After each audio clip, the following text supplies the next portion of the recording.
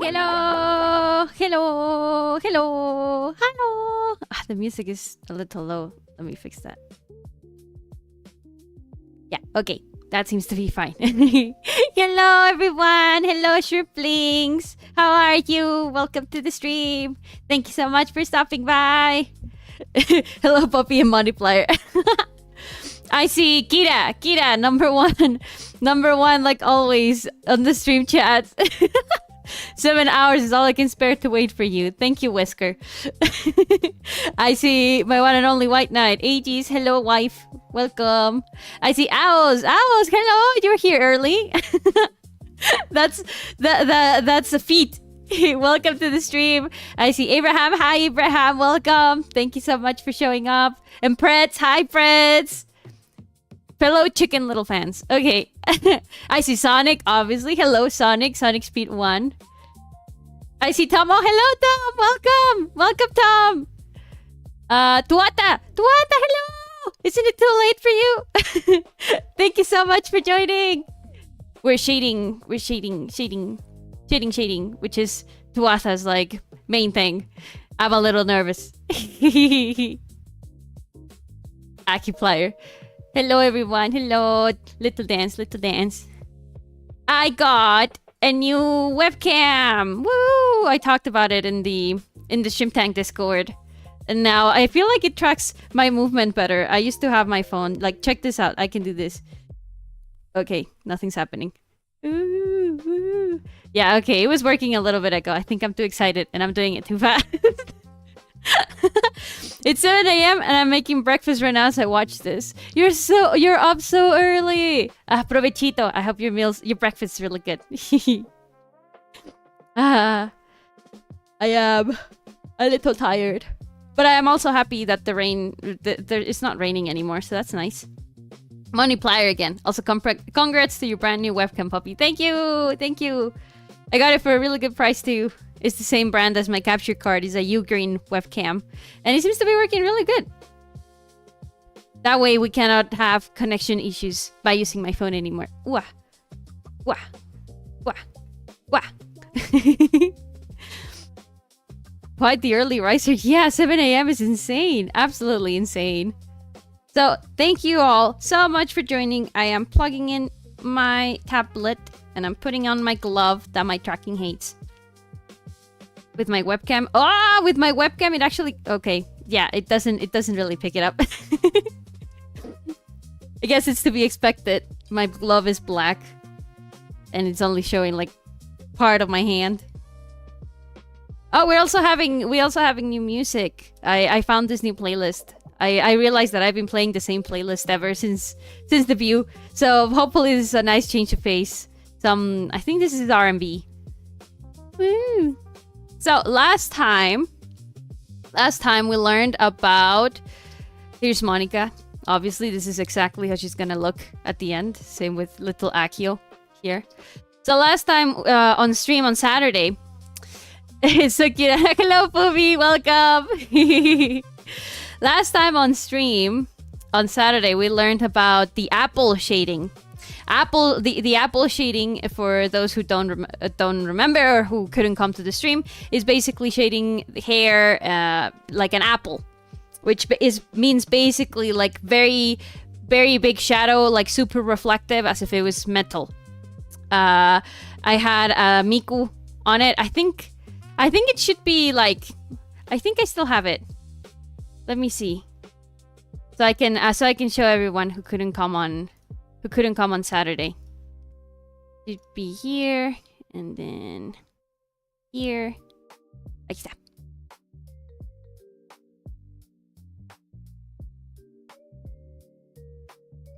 Migu hair. Here it is. Yeah, so this is basically what apple shading is, right? You have like a very strong core shadow, very bright bounce light, and then you have really highly reflective like shines, right? And it kind of looks something like that. I kind of made it too messily, but if we zoom out, it looks cool as fuck. As heck. Oh my god, I'm so sorry. I don't want you shrimplings learning bad words. Hello, chat. Hi, Kira. Welcome to the stream. So yeah, it looks really cool, right? I learned this kind of shading from a Chinese like art tutorial. I don't remember if I saw it on Twitter or on Instagram or on YouTube here. It was literally in Chinese. Like I could not understand anything, but I followed along with what was happening on the screen. And it was kind of like this. So another thing that I learned, I'm so sleepy, play. And I pay taxes, you're swearing is fine. I'm sleepy too, Kira. Wah! But it's okay. We're here on this lazy Tuesday. We're gonna have some fun shading. Shading, I kind of like it. Let me put the background a little bit into like a blue because it hurts my eyes. Yeah, something like that. You swearing is fine. What does paying taxes mean with swearing? You're not paying me to swear. Your taxpayer money goes directly to Poppy swearing. So this was another thing that I learned. This time it was from the Japanese side of Twitter. Maybe you guys have already seen it before. Shadow 1. It's really interesting because it looks to me like I'm kind of a control freak when it comes to shading, right? So it's really hard for me to have parts of a shadow that I can't really control well. I'm saying I'm an adult. Oh, okay. So this style, check this out. Check this out. Ojito, ojito. So first, you have to use a low flow brush. The flow is what makes it look like a little bit like watercolor, right? This is my brush at flow 19, and this is my brush at 100, right? I think in Clip Studio Paint it might have a different name.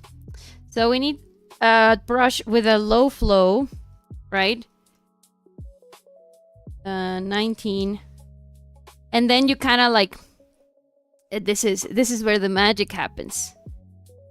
You have to create the outline for your shadow as if it were like very similar to like when you're animating and you have to add shadow, right? You have to do something like this. And then instead of filling it in, you know, you kind of like clean the edges and stuff. Instead of filling it in with color, you have to do it with lines, with parallel lines. I don't know if you guys can see where this is going. So I'm doing parallel lines all alongside it, right? Just lines, just like hatching and stuff, right? And then this is where the magic happens. You select that part like by the edges, right? And then you use your blur tool. Well, your I think this one's called the blur. No, not the blur tool. The smudge tool. I have one with cool settings right around here.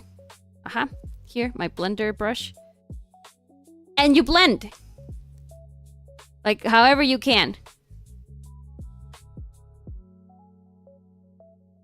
And it creates like this kind of like watercolory thing. Like you can play with making the lines like closer in some parts, right?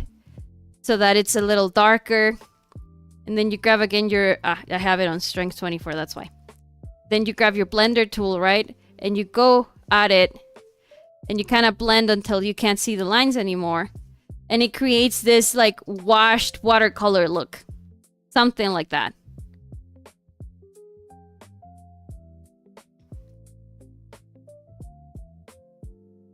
And this is basically how you do that cool, like, watercolory, low opacity kind of thing. How interesting. You're gonna keep the Marketplace mustache on Monika, right? Of course, that's like part of her original design. You guys don't remember, like, from the game?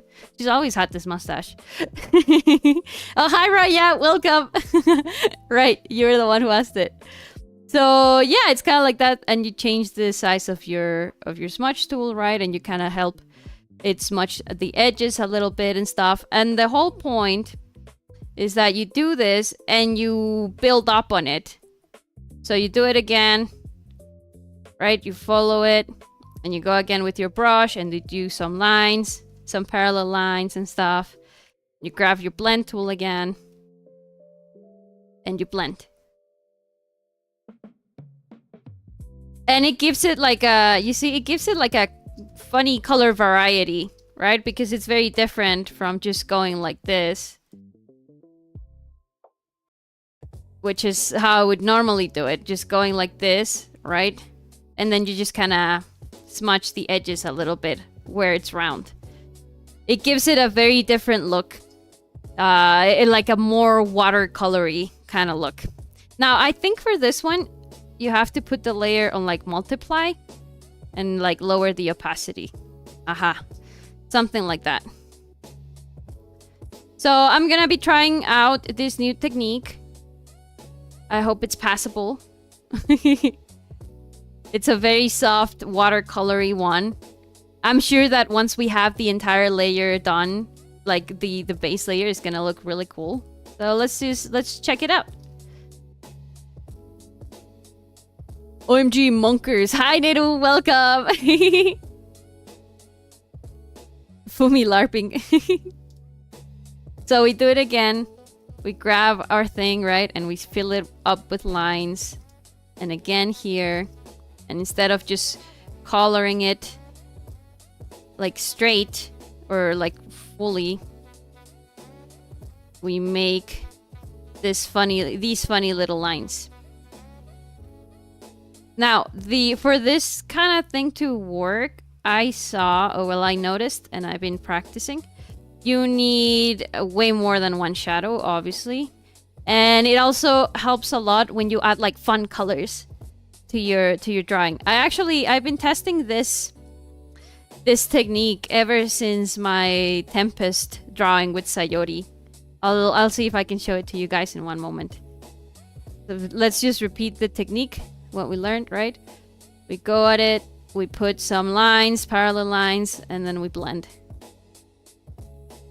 with a blend brush. It can be texture, it can be non-texture, however you want, and it gives it like a watercolory look. Then you go at it, and you can lower the strength of your blur as well, and you kind of like blend out the edges as well, so that it doesn't look too much. We can also use an eraser, right, with low flow, and we can bring back some of the harshness.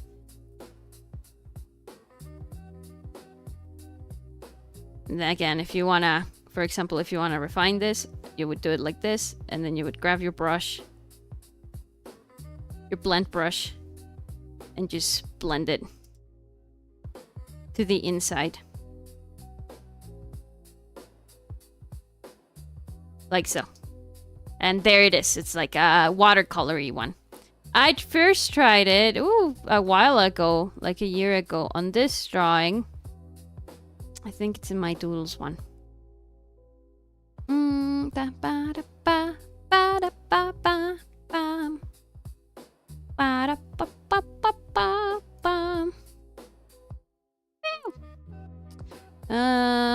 I can't seem to find it.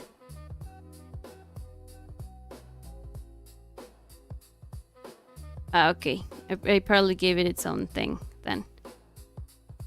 Oh, all the way back last year. It was last year October when my kitty Panini died. Those who keep up with the coffee would probably know who she was, at least a little bit. Here it is. And the hair and stuff, I made it like this, you know. You see, it ended up looking like this really cool watercolory. Let me turn off all of the effect layers. And you can see that the hair, the way I did the shadow and stuff, is 3 of them, right? And this was my main shadow that I did with this kind of with this technique. And then I put on some highlight to add a little bit of color to the hair, and then I added the light, which I also rendered like watercolory. And it makes it look like this when you kind of zoom out. It gives it like a really cool effect, like softish and stuff, right? And when I add the hard light and then the texture, it just ends up looking really nice. So I wanted to try it again now that I have a little bit more experience with it. I'm stopping to see the music monkers. Looking cute, Poppy. Thank you, Neru. So yeah, it's a type of shading that takes a while and lots of dedication.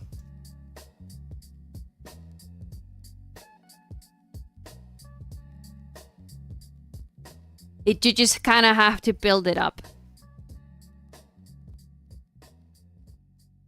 Yeah, that opacity looks nice.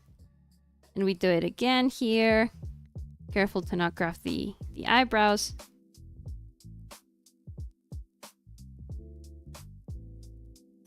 Like this. And yeah. That's I think how we're gonna do it. That looks amazing, Anna. Thank you. I gotta go. Good life, Poppy. Thank you, Tom. Thank you for stopping by for a little bit. Good luck with whatever you have to do right now. I'll probably try and practice this with what I'm making now. I'm bringing back Anasuki. Oh my god, Anasuki. It's a good way to practice it, Pretz. I think the whole point with rendering and stuff and learning, you know, how to render, it's very much just about what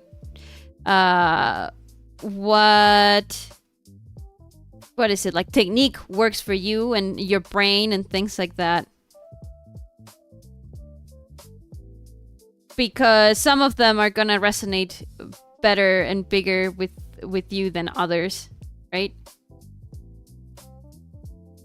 Look, we just made that like super cool effect by putting a little bit of dark around the edges there. And we just have to keep going. We just have to keep going. Like if I add a line right there, then I go at it and I blend it downwards, it makes this really cool effect. Wow, look at that. Rendering has always been one of my weaker spots, but with experimentation, it can eventually no longer be the case. Exactly. It's all about experimenting and seeing how you like. In the end, rendering and everything is, the way I see it, is how you like to see the world. How you want your drawings to look like, right? What is the most efficient way for you to consider, you know, like this is the look that I want my art messages to have. And, you know, rendering looks different for everyone. Maybe someone renders with 3 different types of shadows. Maybe I've had drawings where my render, quote unquote, is only 1 shadow, right? This one, for example, is going to take us a lot of shadows. Gonna make the eyebrows darker around now, so that they can get separated from the hair. So it looks different for everyone, and it's about, you know, what you expect your art to look like, what you want it to look like. It's all completely up to you.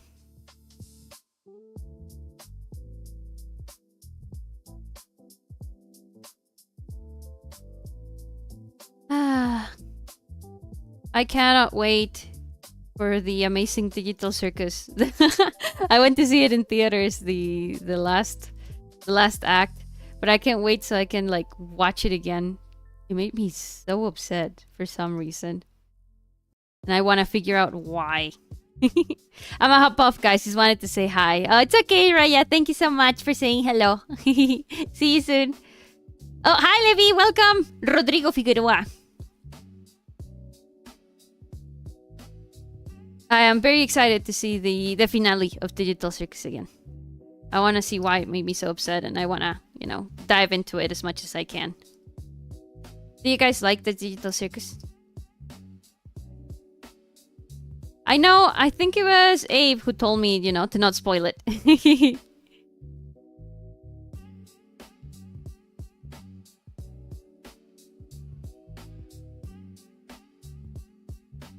Ooh. I think the hardest part of this technique is using the lasso tool. Like, to be a little bit precise.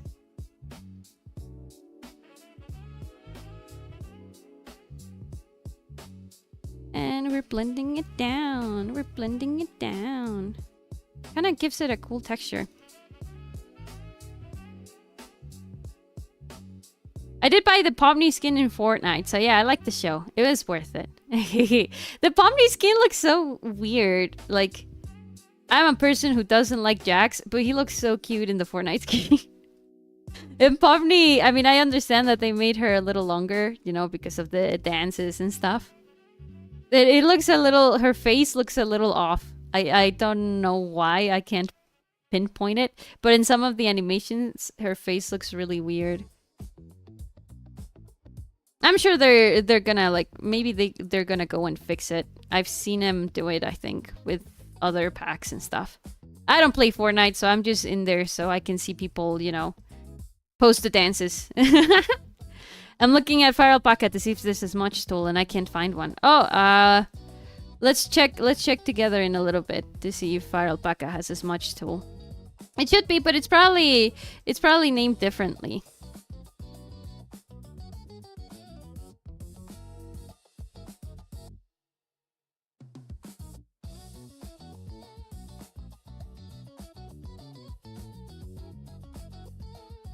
A little bit of blend. Okay, I did not like that. We're gonna have to build that later. Yeah, just keeping it watercolory. Very watercolory.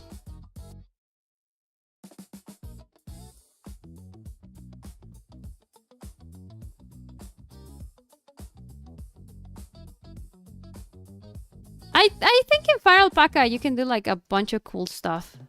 But you have to use a bunch of like mods and things like that for the program.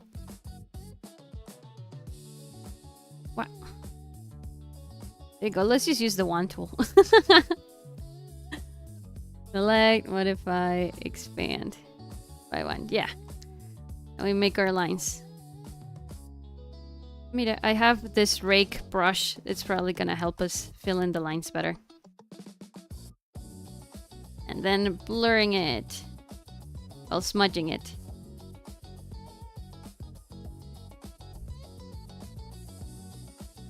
Just like that. And now we smudge the edges. Again. From what I've seen, there's no smudge tool, but you can custom a blur brush to make it like smudge with low opacity and density. Ah. Yeah, that's the problem I think with Fire Alpaca. Like you can do many of the things that other art programs can do, but you need a little bit of modding to get it.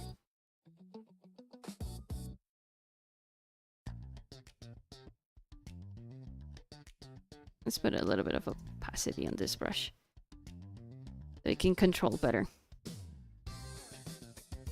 How powerful we want our edges to be. Yeah, and it kind of looks like you see, it kind of looks like let's turn off the line art so you can see it better. It gives it like a cool watercolor texture without needing to use a watercolor brush. Which I appreciate because watercolor brushes are really hard to control. I expand and we grab this rake brush that I made myself and we fill it in with lines and we blur it. Yeah, I'm sure you can also use the blur tool, but I like the smudge tool better because it allows you to control the direction where you want your blur to be. Can you send me what brush you're using, Tuatha? Oh, I think Tuatha, well, I don't know. From what I've seen, Tuatha doesn't really blend like that. Tuatha goes like all ham with the colors and stuff, right, Tuatha? You just do it manually. From what I've seen, Let's do the ears a little bit harsher.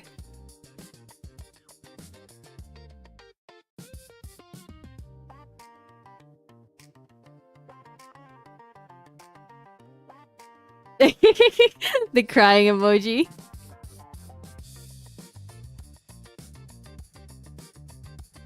Like, correct me if I'm wrong, Tuatha, but I'm pretty sure that's how you do it.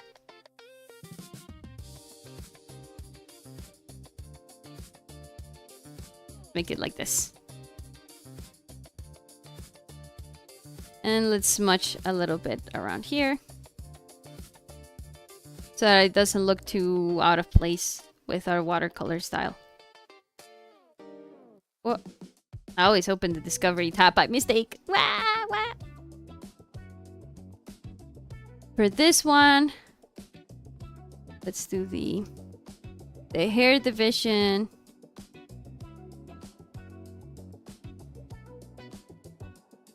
Again, we do our lines. And we blend.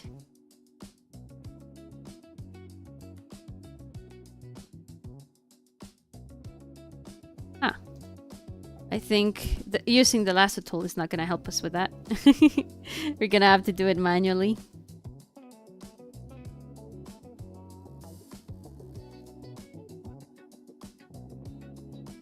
Like this. Like this. Like this. And we fill it in, and then we use our smudge tool for that watercolory cool effect.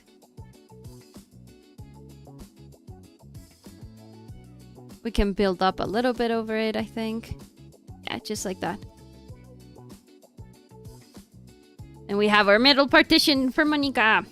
Is it me, or would Tuatha be like the bestest of friends with the Bowser family, king of the Koopas? Painting runs with the family.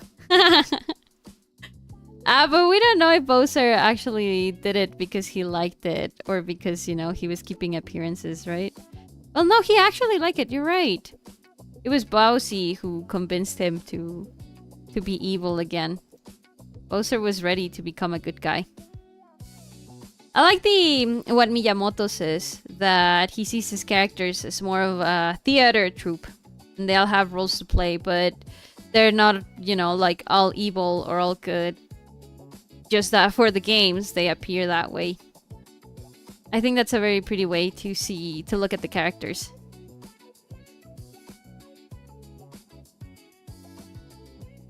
We blend it a little, just like that. We can add some strands to it.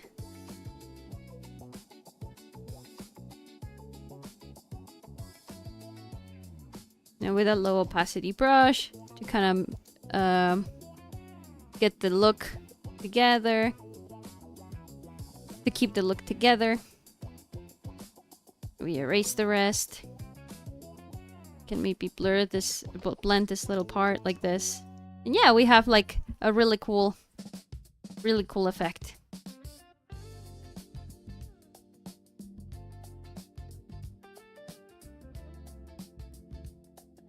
Let's add some shadow to these things here. Add a little bit of layering, just a little. Ever so slightly. Like that. And that's how you end up with like these really cool like effects in the art, I think. Where, you know, certain artists look like they have random like thicked out parts and stuff in the folds. It's from here. Doing it like this. Right now I'm using a low opacity brush with the same color as the hair to just kind of go over and darken some parts and see how that looks. And yeah, I think it looks cool. It gives it a cool effect when you zoom out. I'm going dark in the parts that would be like shrouded in darkness from the fold itself, like even darker than what they should be. Just like this. And we blend again. Painting runs in the family. Que bonita. Ooh. Well, oh. Thank you. Thank you, wife. Just like that.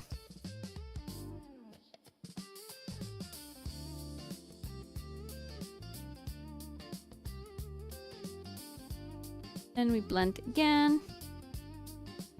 It's all about blending. And it's all about the wrist. I can see my wrist like getting super tired. I can feel it. There we go. Let's hide the line art. That looks so pretty. Look at that. Wow. Wow. Since when Monika had a monocle? It's part of the base game. I can't believe you guys don't remember. You're making me feel like I'm crazy. Monika has always had a mustache and monocle. Like part of her character design. And the mustache is pink as well. I can't believe you guys don't remember. Okay, let's do this one. And all of this, I think, would be in lines. Like, just covered in lines. Like this. And we blur. We blur, we blur. We can erase a little bit of the top in each of these. And then to help, you know, drive in the depth, we can go at it with a low opacity brush to darken certain areas. Like the very edges of the shadows. Like here. And here. And we blur. And here as well. Like that. Little by little. It kind of looks... It reminds me a lot of Ken Sugimori, the main artist for Pokemon. He always has this like watercolory texture on his drawings. I wonder if he... Well, I think he actually uses watercolors in the very first Pokemon drawings. Okay, let's check the shadow for this part. I think it's gonna be something like this. Because we're on the sides and I want the light source to be like right at the top of Monika. This part I think would be dark as well. Like this. And so would all of this really. Maybe like this. We put some lines in it. And we put some lines in this one as well. Fill it up with lines. Fill it up in lines. Lines, lines, lines, lines, lines. Then we blend. Blend until we get tired. And our wrist dies. Just like that. And it gives it a very pretty... Wow. You know, now that I see it in like big scale, on like the little doodle that I did of Sayori with Hachiware and stuff, I can see why so many people do it like that, like this, because it creates a really pretty effect. I think for this one, this effect to have a little bit more of a an impact, the line art that you have to have is like super thin. That way it can really shine, right? The Monika line art that we have right now is not as thin, but I think it still works. I think, you know, they're still not competing with each other that much. Not yet, at least. We'll see. This part would also be in darkness. Like this. For her hair thingies. It'd also be something like this. Like this. These ones I'm gonna leave, since they're so small, I'm gonna leave with just the normal, like, low opacity brush, I think.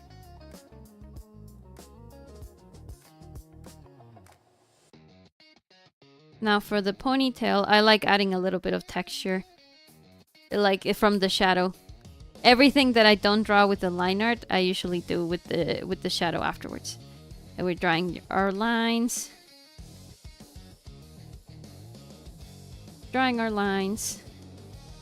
And we go at it with the blend tool again.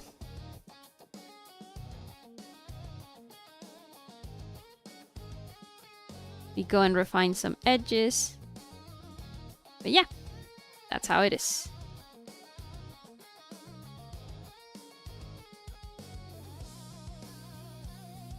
This part is shaded like incorrectly then, I think. Because if I keep forgetting that this, I need to rotate shift. I need to rotate it like this so I can remember where the light's coming from. And the shading would be something like this, I think.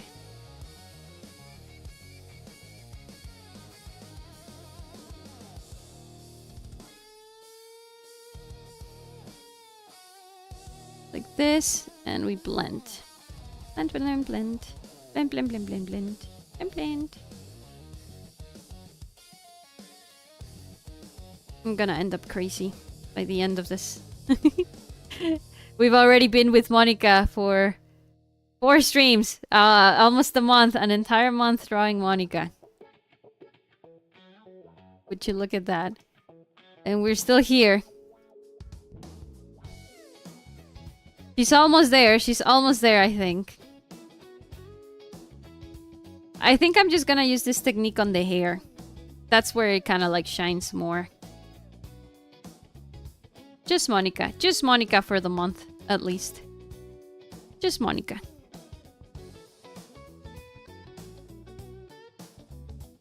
It's been quite the long journey, but a fun one. It's been nice drawing with you guys. I usually, you know, just draw on my own and stay quiet. Sometimes I don't even put on music. My wife calls me Hannibal Lecter over that. Sometimes I put classical music as well. She says that it's psychotic, that I don't listen to music, you know, like, while I draw too much. But I feel like it kind of distracts me. I'm very locked in when I draw. I'm happy that I've been able to draw with you guys. I was very worried that, you know, it was gonna be the same and I wasn't gonna be able to focus. But I think it's been nice. We've been able to do some really cool stuff together. I just can't sit and draw in silence. I have to have some sort of noise. The noise for me is in my head going like, oh, remember this, oh, remember that, when you're drawing. Like, oh, don't forget to draw this. Oh, don't forget this part. And sometimes I even forget, like, I've had a couple commissions, but I've forgotten, like, character, like, little accessories or things like that. And they have to tell me, oh, hey, you forgot this part. And I'd have to be like, oh my god, how embarrassing. Yeah, I'll fix it, I'll fix it.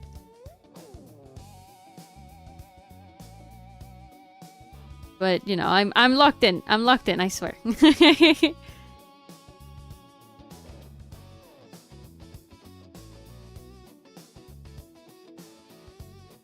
Now for this one again.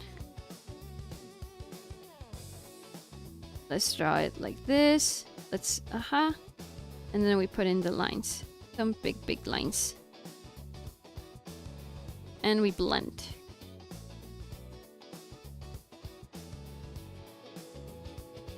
It depends. This depends on the size of your drawing as well. Right now, we are on a big canvas, but my computer can handle it well. Sometimes if your computer, you know, is like not that powerful, the blend tool, you know, it can take a long time to render. So also be mindful of your own computer. Don't make it explode. Be nice to it. It wants to see you succeed.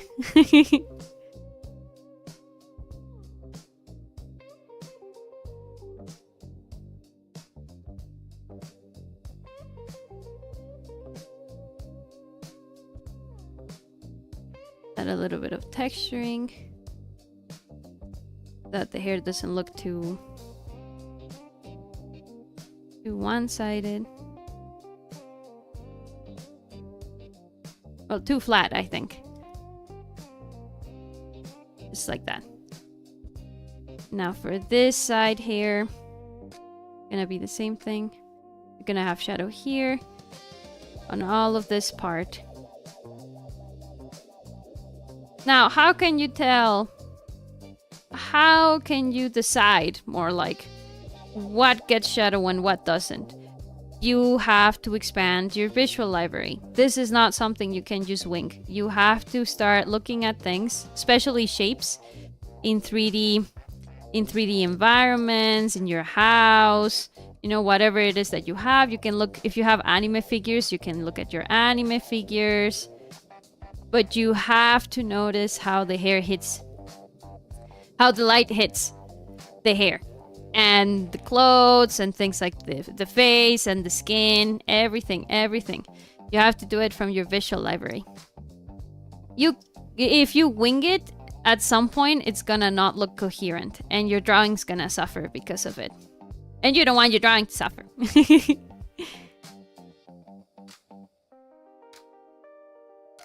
You know, you have to be really mindful on how you connect your light, how you make it make sense. It's what we talked about on Saturday, right? It all comes back together. Like everything works together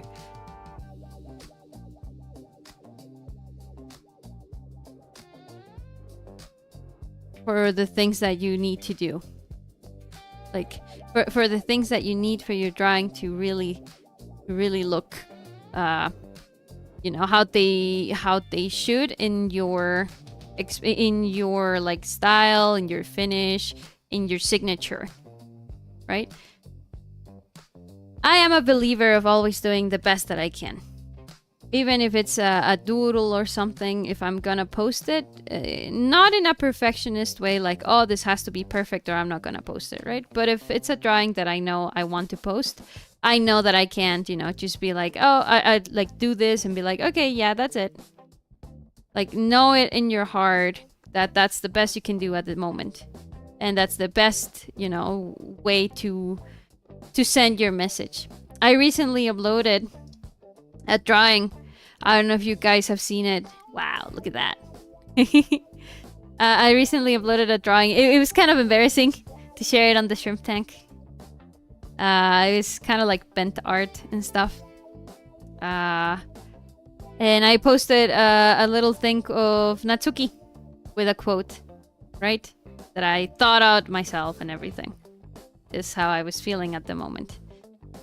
And, you know, even though it's a piece with like no color, no shadows really, it was just line art and a little bit of like watercolor texture in the background so that, you know, to give it a little bit more impact.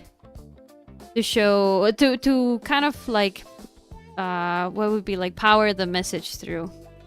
It's why I added them, right? What we were talking about on Saturday as well, like no element, no thing in a drawing is, you know, non-deliberate. Everything you see that people draw and stuff is because they chose to draw it that way. And, you know, despite of my drawing just being like a quote and, you know, basically like a sad drawing of Natsuki on how I felt and stuff, it did really well, you know, and people liked it because it fit my message, it fit what I was trying to say, right? When you feel sad, you kind of feel undone. That's what I wanted to communicate with that drawing. I also didn't feel like I had enough energy to do something like cooler. So you have to work so that your message and everything also works out with your circumstances. What can I draw like right now? What can't I draw right now? And how am I gonna mask it? You know, make it show like I have everything under control. It's just having coherency. Sonic Flyer, yeah, Sonic Flyer is also here. He also deserves a little mustache.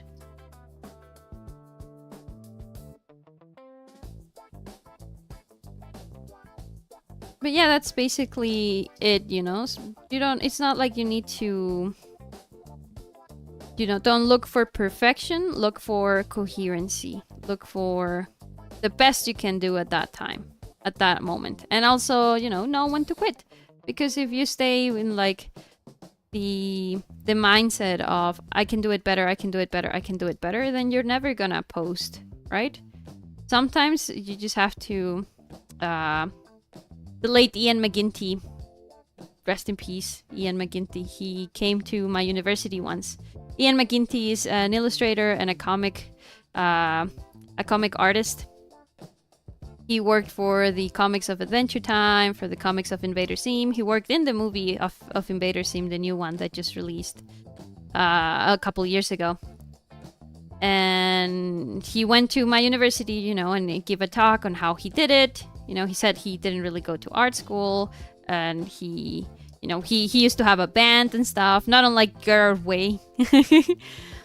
And, you know, like he said that he would get into trouble with deadlines and stuff when he started working in comics because he wanted to make things like super perfect, super incredible, and that just doesn't work, right? They needed the comic to show it. And he said that he started changing his mindset and he just started believing sometimes you just have to kill your babies. You know, like maybe it's something that you put a lot of passion in it and something that you're really proud of at the time and you want it to be as best as it can, right? But you don't have the time for it, right? So you just have to be like, okay, this baby specifically, my baby that I created, right, is not the best it could be right now, but I'm gonna make sure that the next one is. And that's basically how you have to keep growing. You have to go drawing to drawing, not only one drawing. Bind Boomus effects.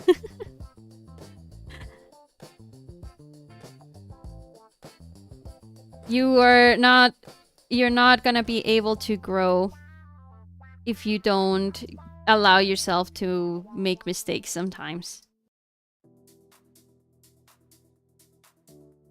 And we have a little bit more hair around here. Oh, the hair kind of clips here. Does it show with the pajamas? If I...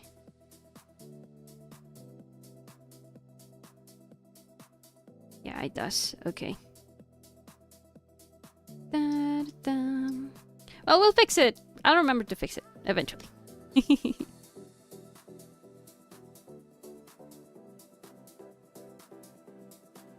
I'm remembering where my light comes from, which is on the side from up top, right here, like this.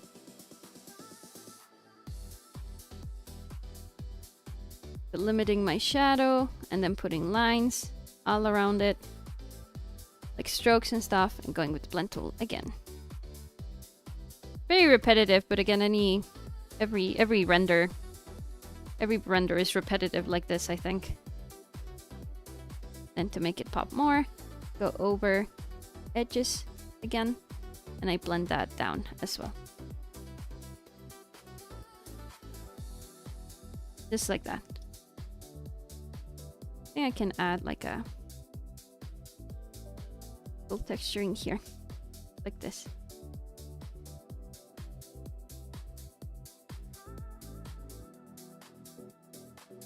But yeah, it's a phrase that stayed within me.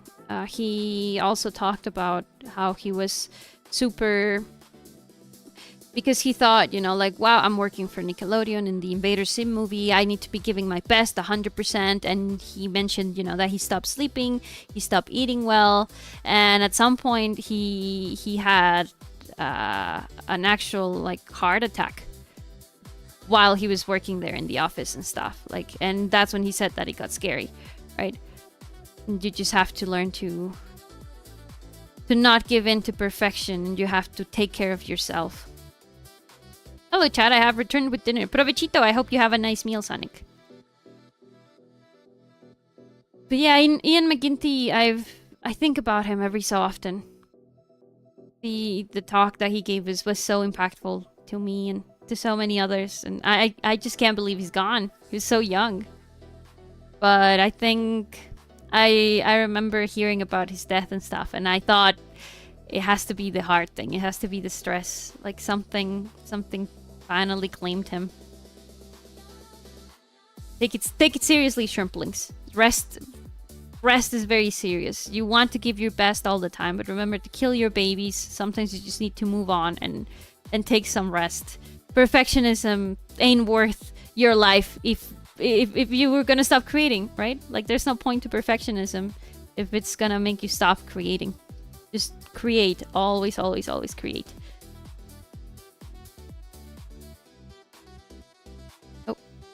I'm drawing in the wrong layer.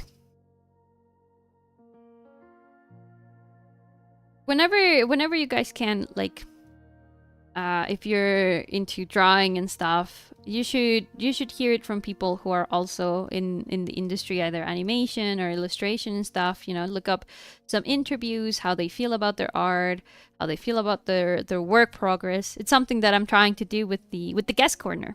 We're gonna have Pocket, by the way, this Saturday. Woo! You guys might remember her as Marnie Mallow and her VTuber project. But she rebranded and everything. And yeah, that's something I want to do. Like invite all sorts of artists so that you guys can learn about how it is and stuff. You know, like people who are creating and keep creating despite everything.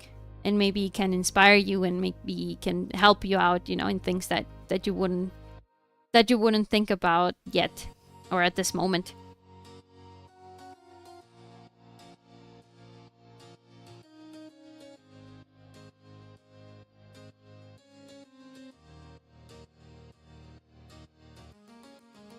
I think this one, we have to add a little bit more shadow here because of how the hair is gonna look like hit by light on the right. Aha. Maybe we can add a light around here. Maybe we can make it like this.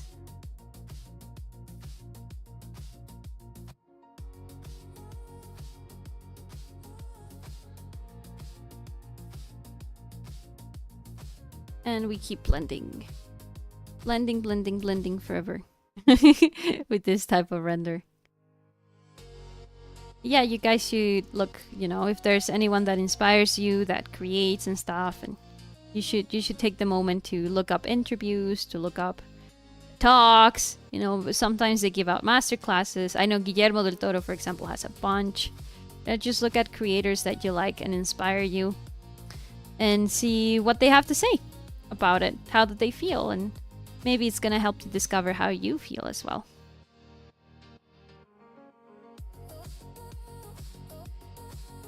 I consider it very, very important. That makes sense, yeah.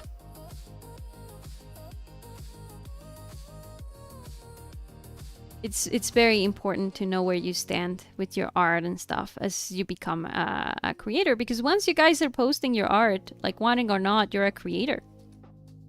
You are sharing your creations with the world, right? And it's very heavy and it can be really hard.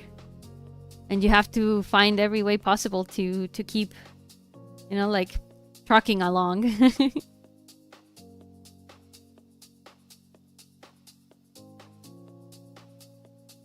I look up to both you and Tuatha, and it blows my mind that the both of you taught me how to get better. And you're probably gonna get better from many other artists, you know, that you connect with, that you learn from, that you open yourself to learn from, and everything. Like, it's the most humbling experience when you feel like you're super cool at something and then comes someone else and teaches you how to make it better. Right? I think it's really cool. Or how to make it better in your eyes, right? Like this shading technique, like wow. This part right here is looking super cool. And we're still gonna add even more like details and stuff. I'm redoing how I did the bangs because I forgot that the light here was coming from this side. From the right.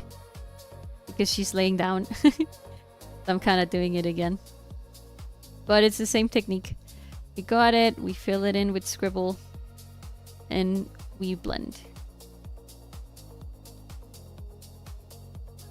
The bad part is that these ones here kind of like... I have to add some more lines.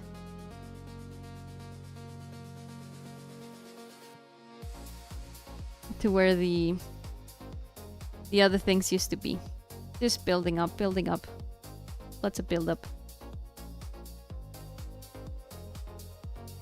And let's put it in a 10.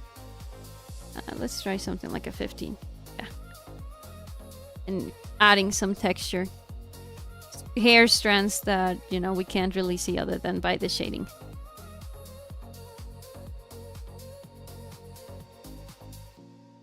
This is looking very anime, if I say so myself. I do say so myself. One of those things that I'm looking at it and I'm like, wow, I'm drawing this. I can't believe it.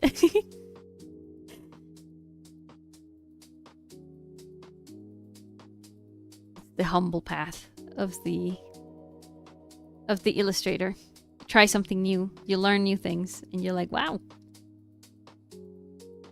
I'm beginning to learn right now that this style, you know, you can't draw it thinking about cell shading or things like that.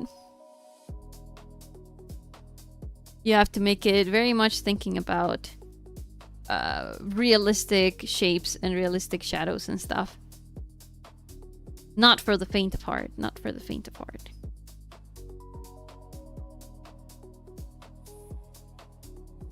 I'd love to see if you guys try this style as well. This style of shading. I think it's one of those that seem easy to learn but difficult to master. Right? If you guys are up to the challenge, you should totally do it.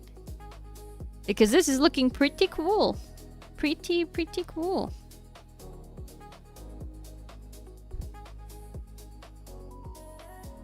Let's add a little bit of shadow right here. We're right next to the lights, just for contrast.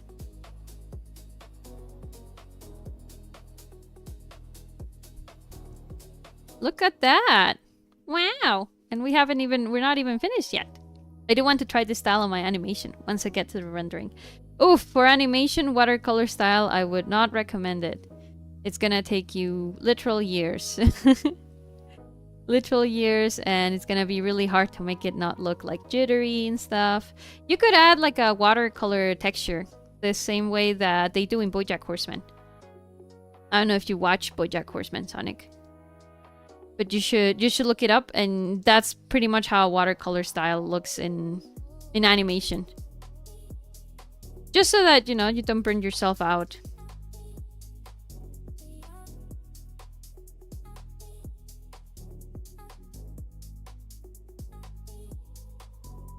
Hey, what's up, y'all? Hi, Natsuki de Sundere C6M. Welcome to the stream. We're shading our Monika Dakimakura. We've been drawing it on stream for a month now. This is one side, and the other one's gonna be her pajamas.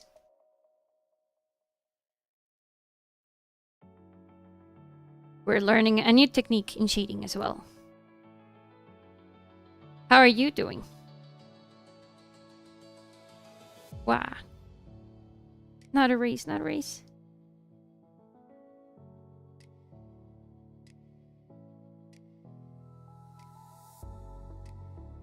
Wow. I'm doing good. Nice. I appreciate you looking out for my well-being. Animation can take forever. Oh yeah. Oh yeah, I can. I went to college for animation. So I would know a thing or two about how heavy it can be, how difficult and time consuming and everything.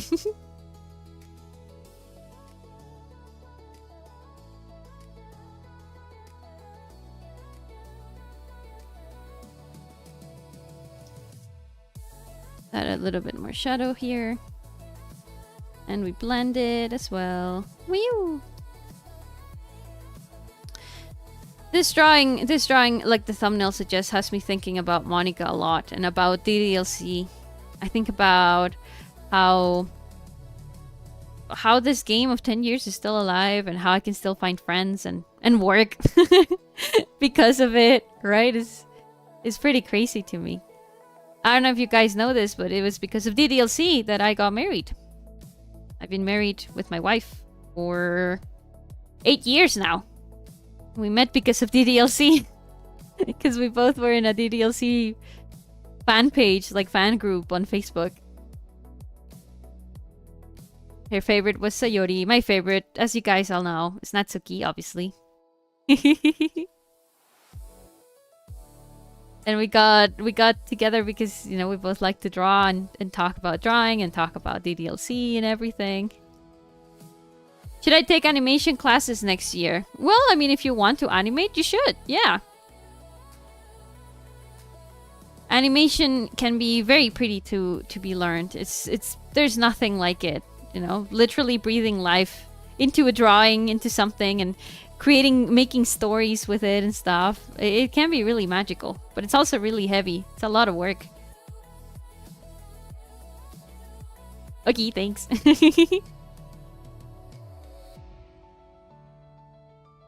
The world needs more animators. God knows. With the rise of AI and stuff. You know, it's not like AI. I don't think AI is gonna take jobs of people like that. They're gonna need people to control it. Pandora's box has been opened. It's gonna be really hard for AI to stay away of the industry. So at least, you know, you can be the person who learns how to make it better. For that, we need more animators. We definitely need more animators in the world.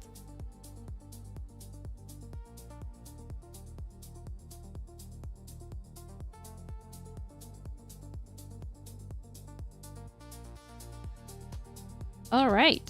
So that's it for the first shadow of the hair, I think. And it's looking quite nice, quite pretty. Muy sigma, skibidi sigma. Very skibidi sigma. When animation gets hard, I think to what Sonic the Hedgehog said. An adventure is no fun if it's too easy. Exactly. Sometimes it's just part of doing it.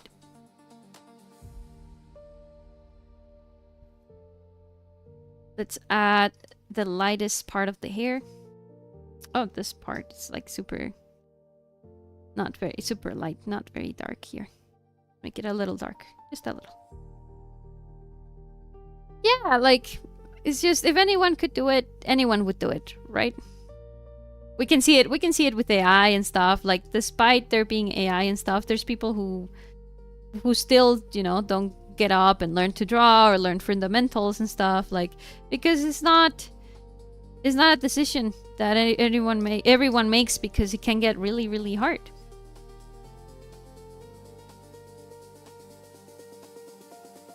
Okay, I don't like how this looks, so let's erase it. Let's just put a strand coming down here.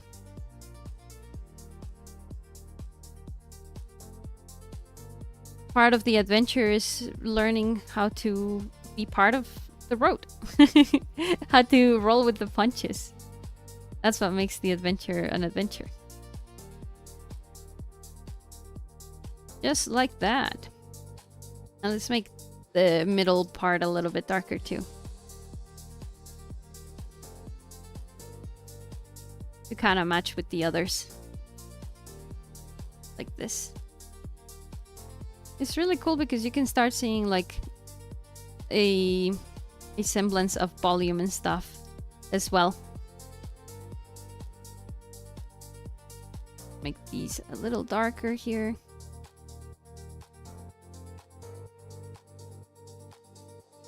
And let's blend it towards the side here. Blend, blend, blend, blend, blend, blend, blend, blend, blend.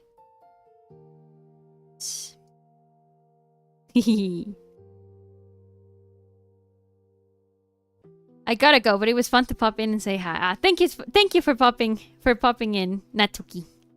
Bye bye.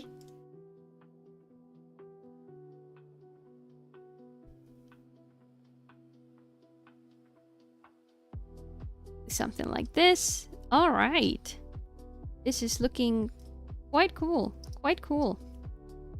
I'm gonna add a lightest part of the hair just to add some contrast. It's gonna be basically like almost white, but not quite. And it's gonna go in the parts that are closest to the light. So I think around here.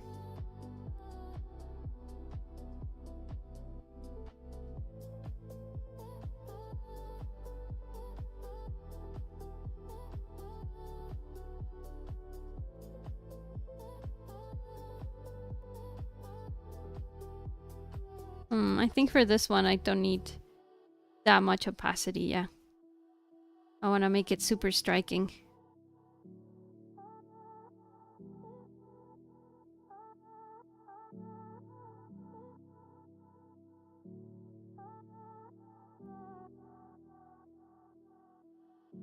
This, and then we can add a strand like this. And this part too. All of this.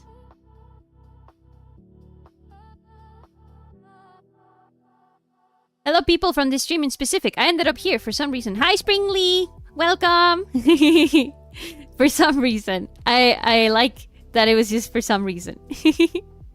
Welcome to the shrimp tank. We're currently drawing DDLC Monika Dakimakura for a friend of mine. We're also learning new techniques in shading. As if it were a watercolor. I think it's looking really nice so far.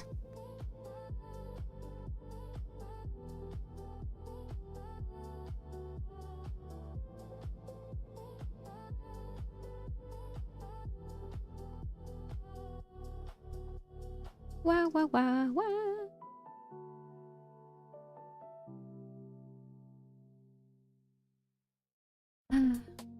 DDLC.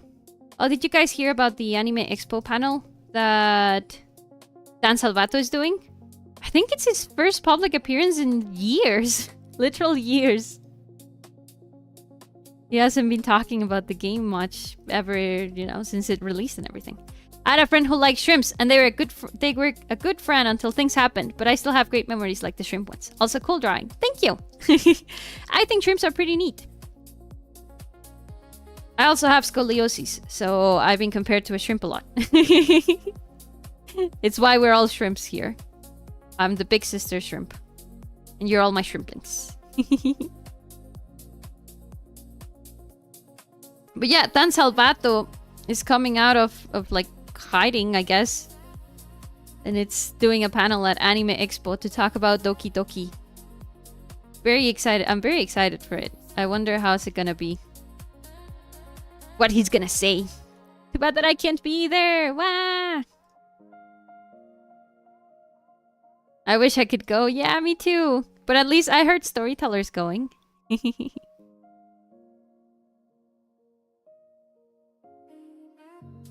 It looks like fun. Yeah. I do have one convention that I'm going. Shrimps from Mexico City. If you're out there, I'm gonna be going to the Animole in September. It's for my shrimps that are not from Mexico. The Animole is basically like the biggest Mexican like comic, well, an anime convention. This is the anime side of the convention, because they also have one that's like just for comics, like for Marvel and things like that. This one's, since it's Animole, it's just for anime. I'm very excited to go. It's my very first big convention.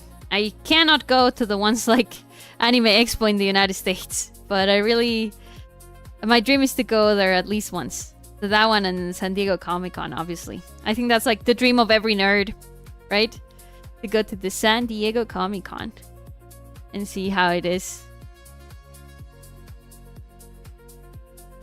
And see how it gets. There's so many cool things. And so many fans, and you know, you get to learn so many... You get to meet so many people that also like what you like and stuff. It sounds awesome to me. I've gone to conventions before, but just local.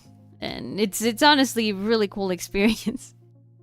If you shrimplings haven't gotten the chance to go to a convention, you should totally shoot, even if it's just like local in your home state or in your neighborhood and stuff. You should try going if you like nerdy stuff and things like that.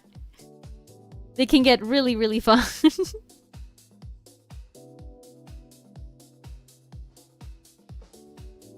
You totally should go.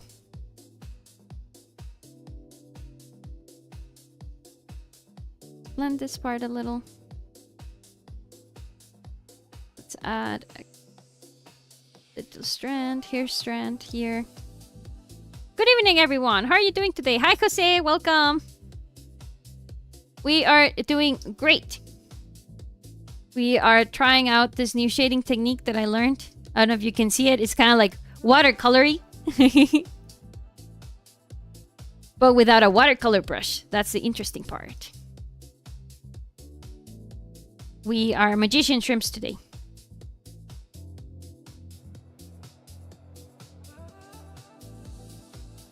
I love that the plushie's just on her hair. It's his own personal pillow. Well, yeah. He has to stay comfortable, right? Hello. Welcome. Jose. How are you doing today? How is your Thursday finding you?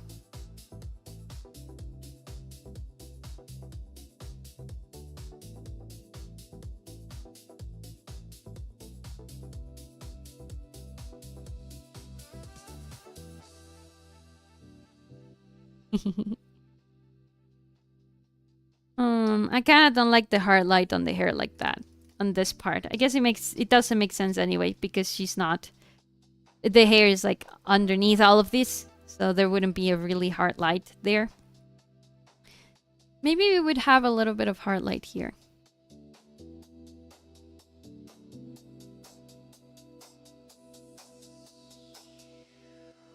Just a very tiny bit. Like this.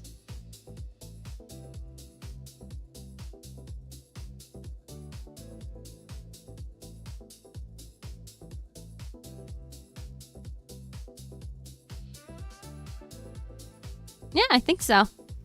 I'm doing okay. A little tired after practice, but okay. Thank you for asking. Oh, practice! What do you practice? Is it like a sport?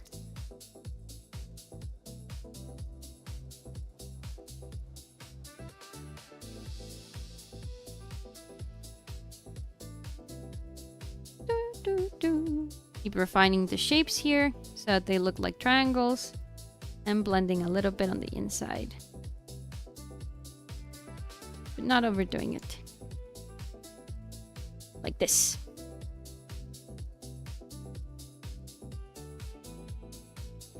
We're adding some volume to the hair like this.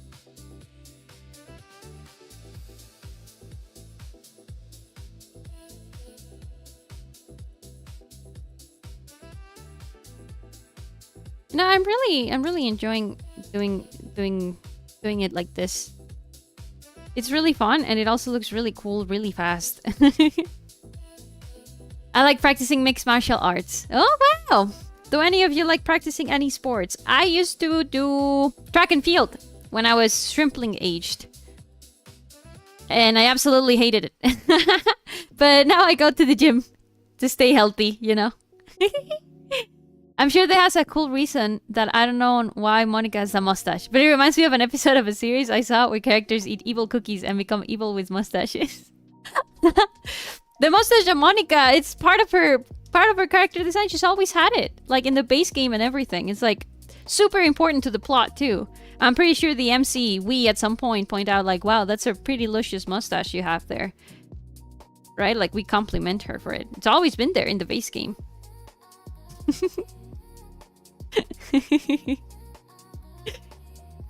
The monocle as well is just kind of what makes her look smart, you know? Just how it is. This part would be hidden as well. But why does the plushie have it? Well, because he's a fan of Monika, right? So obviously he's gonna kind of dress up like Monika. At least the mustache they can share.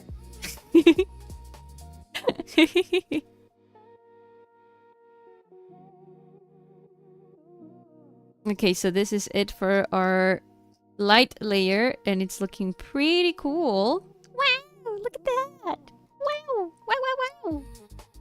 Insert crying emoji here. Let's add a little bit of lighting here too.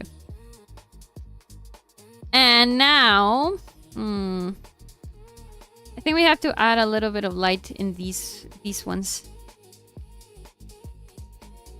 Just a little. Like always, just a little bit of light.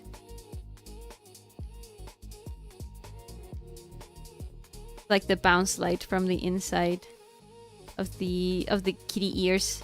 I know people call them bent hairs. Well, bents. Hair bents. But I call them kitty ears. Self-explanatory. They remind me of kitty ears. Maybe something like that, and maybe like a darker color as well. Swatches. Let's go back to our dark color. Like this.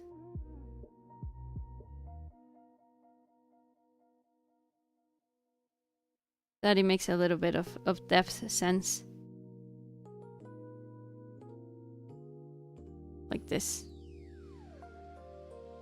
And I think it's the opposite, right? The darkness should be coming from here. Like this.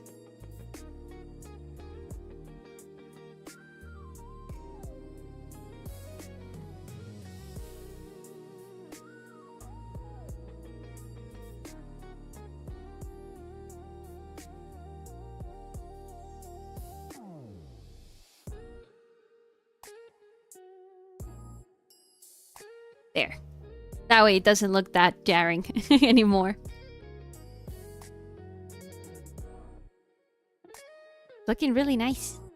And now we can add a little bit of light, but you know that it isn't that bright.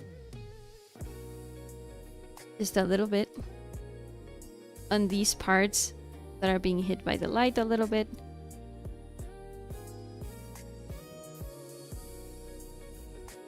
Since these are in the shadow, you know, we're not doing the thing where we do the lines and stuff and we draw it.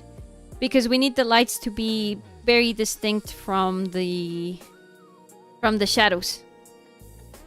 If they look too alike, if you have objects in your drawing or elements in your drawings that are like rendered the same way, like identically, like parts of it and stuff, like the light and stuff, it can be hard to make it look good since it's gonna be fighting for attention with all the other parts that look like it. Something for you guys to keep in mind. When I first played DDLC, I didn't have anyone to talk to that knew about it, so I just told them the full thing so I could say what I thought about a character. DDLC it against their will.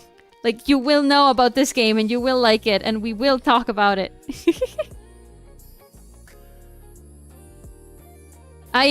Back in the day when it released, you know, we didn't have nearly all the cool things that you guys have.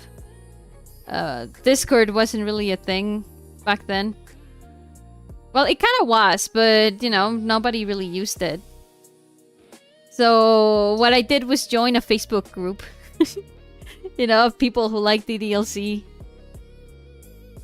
And I would talk there and I would share some of my drawings there. All the way back in 2018.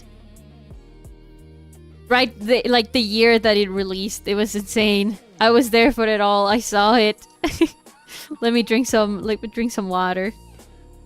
Hey, where's my mute button? What side is it on?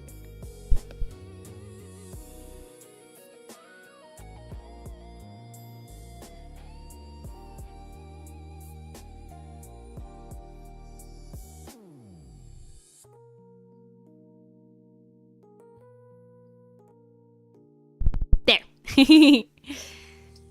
Just had to drink some water. Drink some water right now. You're watching this. Shrimpling watching this. You should drink some water. This light. Let's see what else we can add. I think we can add now a bounce light.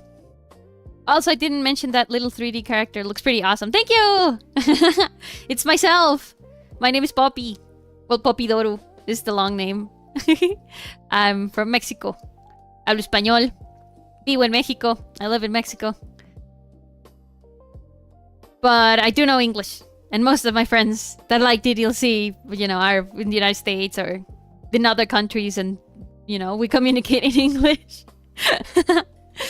Thank you. My 3D model was created by... Ah, yo soy argentina. ¿Qué pedo? Aquí ya hablándote en inglés. ¿Qué pedo, che? Mi modelo 3D, my 3D model, fue creado por un peruano. Un artista peruano. A Peruvian artist. His name is Enri.exe. His Instagram is on my description right here in YouTube. If you're curious to see all of his other models. I actually knew of him because he did a really cute DDLC animation, pero las de P Club. Like with this kind of style of model, and I loved it. I loved it so much.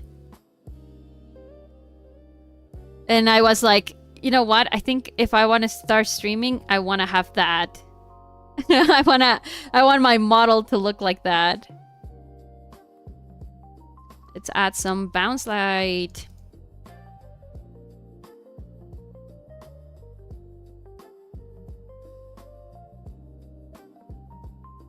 Now for this one, I think I can just get away with, yeah, just adding some splotches. No, that looks terrible. Maybe if it's less... I'm gonna have to... Let's try doing it the same way we did the shadow. Since the bounce light is not meant to be seen that much, maybe we can get away with doing it the same way we did the shadow. We do our spikies, then we do some lines inside, and then we go in and blend.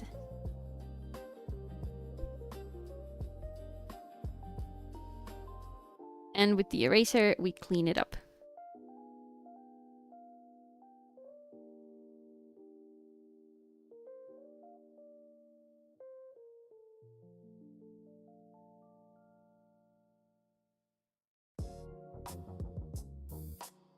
Genial. OMG, me fijé en su página. ¡Qué bonito! Sí! He has so many cute things. You guys should follow him right now. He also does other kinds of models. Like, not only he does models like this that look like little gremlins, but he also has cool, like, human models and stuff. And he does 3D animation as well. It's super cute. I am very, very lucky that I found him. Because it's the way that he did those B-Club models is like everything I wanted ever for my own VTuber debut.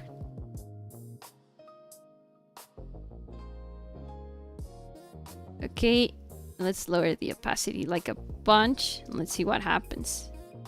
Okay, yeah, I can kind of see it. Maybe if we put it in another blending mode. Art light. Something like this. Yeah, okay, I think I like it. I think this looks nice. Let's simplify the shapes a little bit. That way it doesn't compete too much with the shadow and things like that.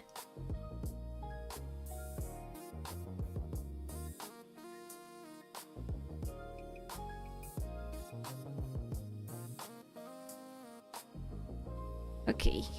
Yeah, okay, I think I like that. Whenever I draw, I try all the blending modes possible, and I always end up putting them in the same 3 ones. Multiply, hard light, and maybe add? I try to not use blending modes as much as I can, as much as is humanly possible.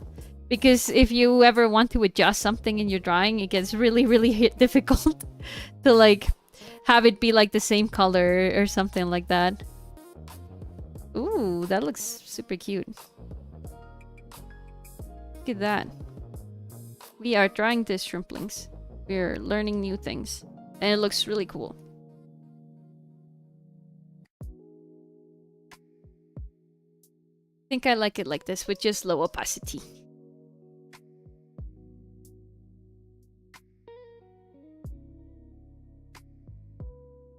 Do it like this. This one, let's cut it out. Let's put this one large.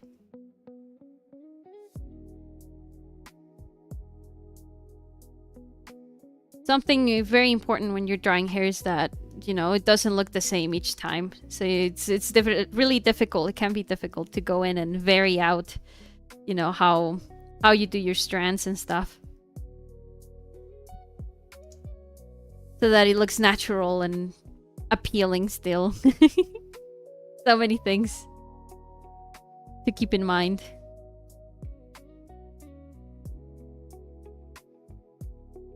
Just like that. Wow, it really does give it a little bit more of a...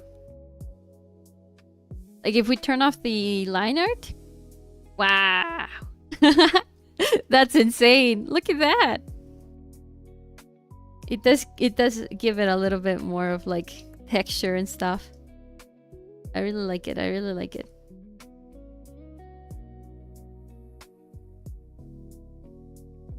Let's keep adding bounce light to all of these parts.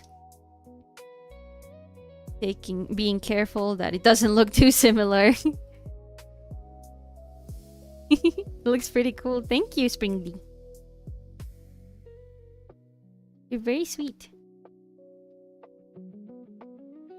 Let's add some more over here. Over here. This is where the hair makes contact with the bed. Agreed. Always cooking shrimp. Thank you. Thank you.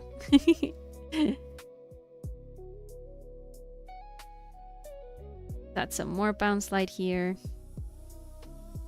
Literally where the hair is touching the bed. Well, what will be the bed. Later on. Very chill drawing stream today. Very chill. Very chill. I think the summer heat is getting to me. Can be really hard to do things, right? When it's like super hot all the time. And it's also rainy over here and stuff. Kind of awful. It is so hot, man. Yes, I know. It's really hard to think and do anything. I can barely function. I am running on shrimp fumes. Shrimp flakes, maybe. Don't ask what shrimp flakes are. Don't ask where they come from. The heat has been unbearable here. Oof, I can't imagine. It's winter where I live. Oh yeah, in Argentina. We should all move to Argentina. Just for a season. Just for the summer. We go live out the summer months in Argentina. Where it's winter. Share some snow. Yes, please. Send some. In here it's so humid. And you know, you would think a shrimp likes those kind of environments, but it's really difficult. Shrimps are also made to live in water. I've been ripped from my shrimp tank. I get what you mean. Snow is more in the south. I just have the disadvantages and none of the good stuff. Oh, like when snow turns into like slushy. And it gets like super dirty and like ugly. My wife is from Canada. Age is here. And she tells me that the winter where she used to live in Toronto, well, near Toronto, was like super awful because sometimes it wouldn't snow correctly, that it wasn't pretty snow. It was like slushy snow. And it would just get dirty and ugly.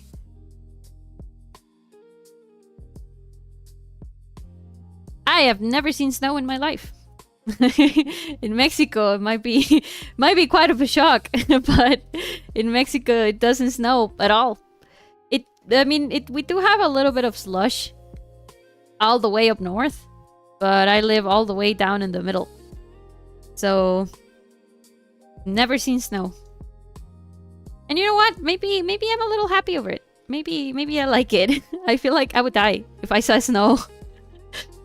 I've only seen it in movies and stuff, but people always tell me that it's nothing like it, that it gets super cold, and it's really difficult also. Like, that it's difficult to do things when it's really hot, and when it's really, really cold as well. Snow is so pretty. Ah. I know I'll know one day. One day I'll get to see snow.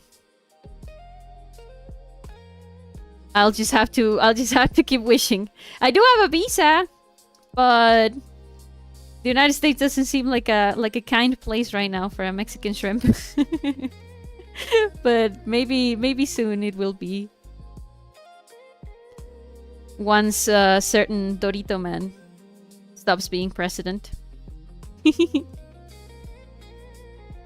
The shrimp would freeze the second she steps outside during winter. I would. I totally would. Snow hurts if somebody curls some into a ball and throws it at you. But it also like can hurt if you don't have like gloves and stuff, right? Like it gets really, really hard. I saw snow once, but I turned it into an ice cube.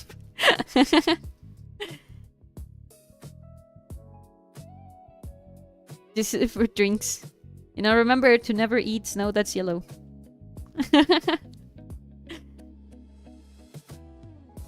Let's put some bounce light here because it connects with the ribbon. Just a little. Like this. Oh, this is looking pretty cool, huh? I keep saying it. It's like, I'm sorry, it's just I don't usually spend this much time on renders. This is a first for me in a while. The last big render I did was my Natsuki Lika-chan drawing. All the way back in April. Okay, the bounce light here kind of makes no sense. Maybe it'd have to be somewhere around here. Or around here. Like this, yeah. Here as well.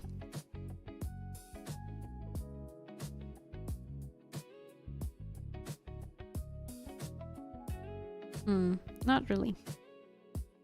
I'm gonna have to define the dark parts of it a little bit better. The dark parts here. Let's go back to our shadow layer.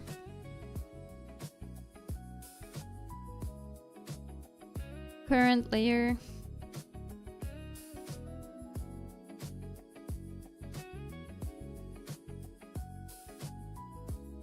Get super dark around here. Light over there.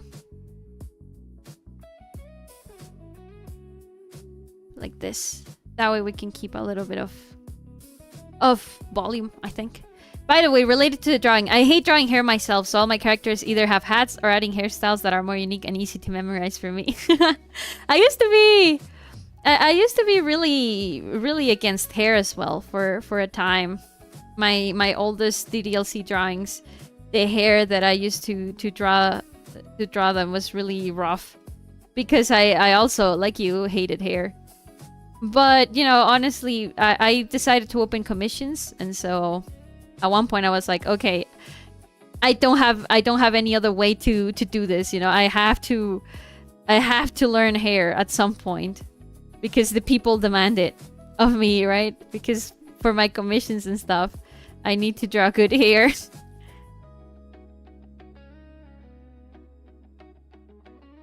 So I just kind of had to learn little by little in stumbling and stuff. And I got to a point. I actually like drawing hair. I'm drawing a lot considering how long Monika's is. Certainly looking pretty cool. Thank you, Jose. It's, I don't know, it can be really tricky. Especially, you know, when you don't really have a technique yet that you like how it looks.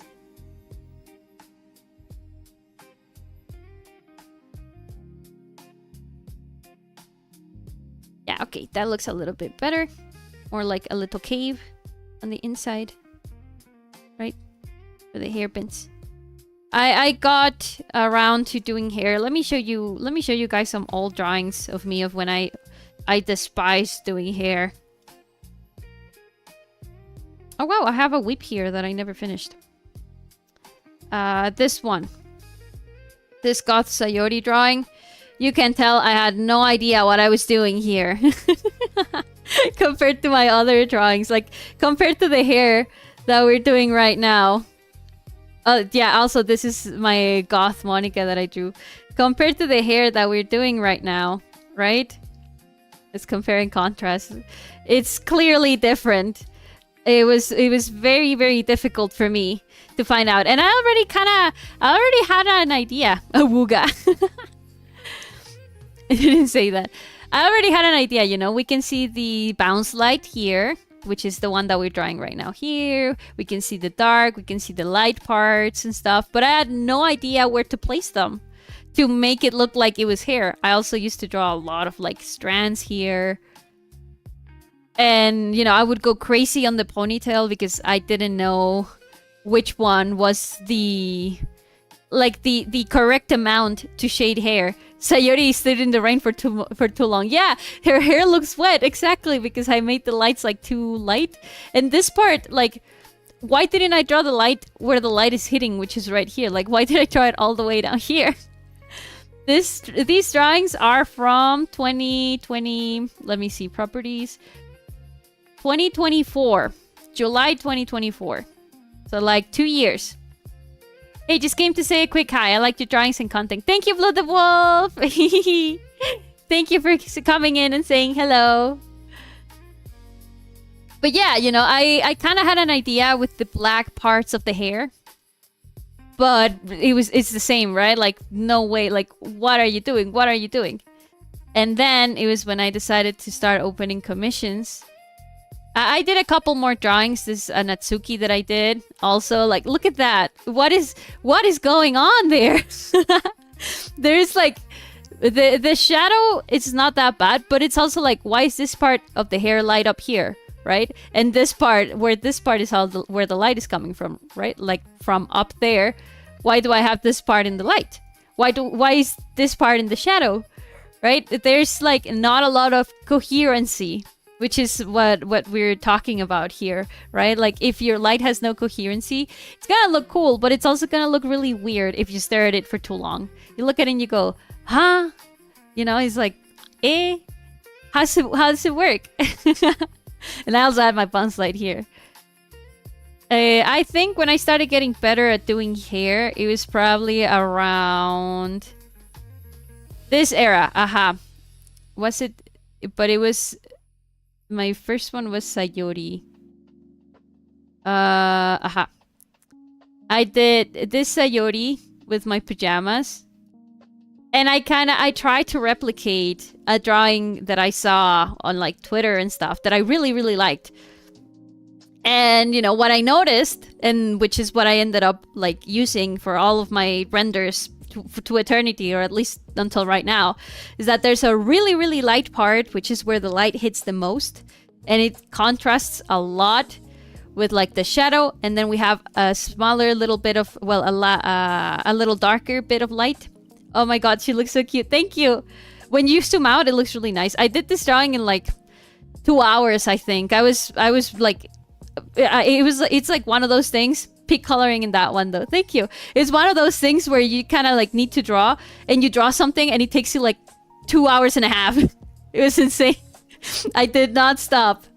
I drew her in my set of pajamas. I have the drawing of me in my pajamas right here. They actually exist. But yeah, you know, and I also, you know, the bounce light is colored also like the hair.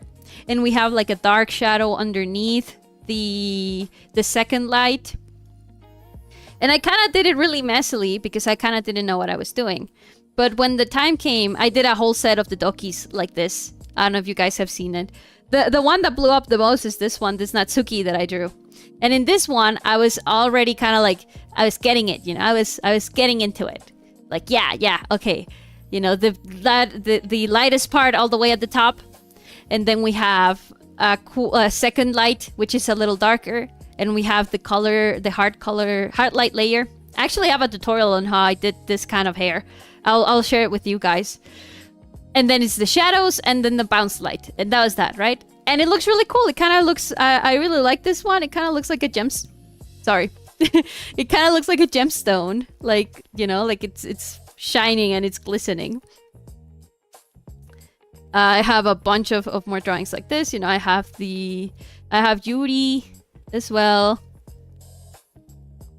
Ignore her face. I separated her eyes too much for some reason. But it's the same, right? The very light color. And then we have the second light, which is a little bit darker with the heart light layer in order to give a little bit of color. And a very dark layer underneath, like for multiply. And then we have the shadow and the bounce light. That's colorful. And it really makes it shine. And that's how I started doing my hair when I did commissions. This is a commission that I did. Don't question it too much. Somebody asked for like a really big Natsuki. But this one is like a commission. They didn't ask for the full render. Okay. Not Cupcake Natsuki. Which one asked for the full render? Sonic did. This was an art trade. Oh yeah, this is an art trade that Sonic and I did. I have a character who's like a vengeful spirit trapped in a game, and I always compare him to Natsuki, and everybody thinks I'm crazy. No, why? Having a Natsuki character in spirit sounds awesome. I love Natsuki. Natsuki's my favorite doki. You know, and I kind of did it here, you know.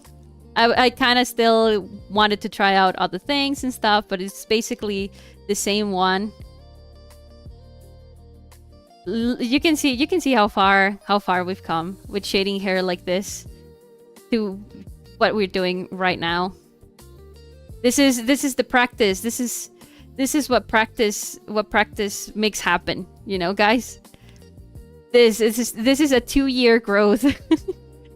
And you just have to keep drawing. You just have to keep drawing and keep learning and keep, you know, like advancing. If you notice here, I remember I was too lazy, I was too rushed to draw actual like spikes for the hair and stuff. You can see that they look kind of like blocky as well.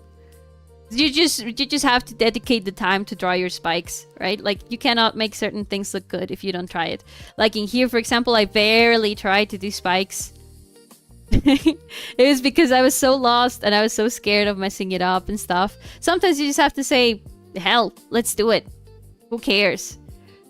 Now, my latest render that I did is this one that I did of Natsuki. Right? And the hair is pretty much... you can see that some things remained, right? I think the peak of my old like hair drawing, let me look at it. Because I ended up like super burnt out because it took me a long time. It was probably this one, Valentine's Natsuki, that I did. Yeah, it was probably like this. This is like what the peak of where that one style got. So that it didn't look that as gemstone-y and stuff. But you can still see it's a little rough. My style is pretty cartoonish, so my brain dies when I try to draw DDLC characters, especially the hair. Oh yeah, their hairstyles can be really crazy.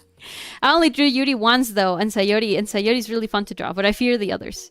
I remember there's an artist called Ryan Art, and she describes drawing Natsuki's hair like you have to give her a banana, right? And you know, you can tell this is my latest render that I did. Well, now my latest, this Monika that we're doing, but before Monika was this one, and you can see that some of the things stayed from like the very original design of how I did my hair render, right? We have the very harsh light, very strong white, almost white light, and then we have a light that is not that strong with a dark layer underneath so that it shows a little bit of volume better, and the shadows, and we have bounce light that is slightly lighter. Oh, it's based off this doll, of this Lika-chan.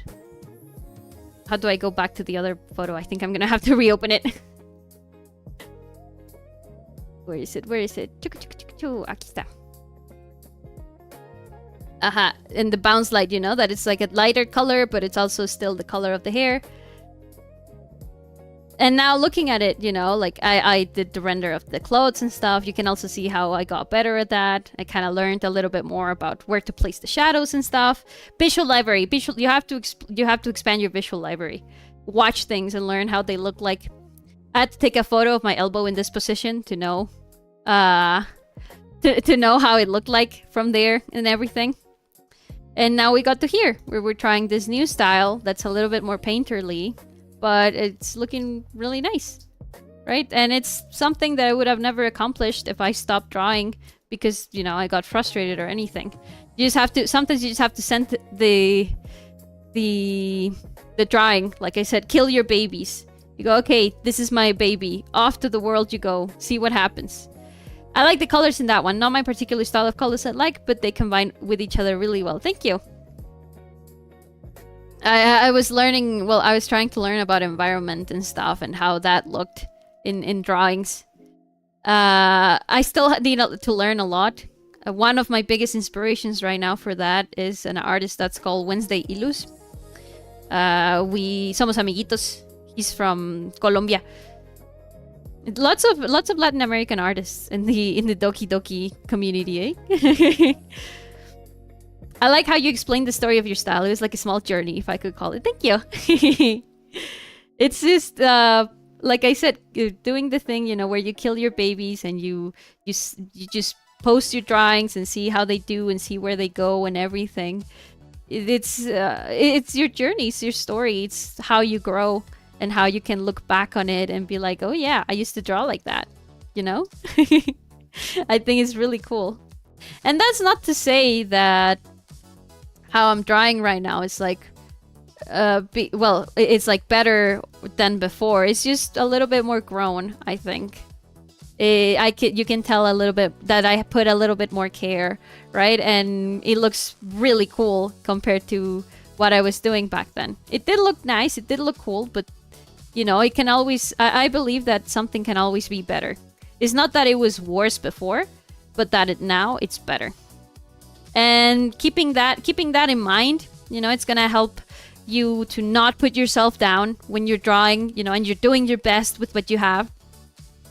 But it's also gonna help you, you know, like impulse you to learn more, to see more, to get better.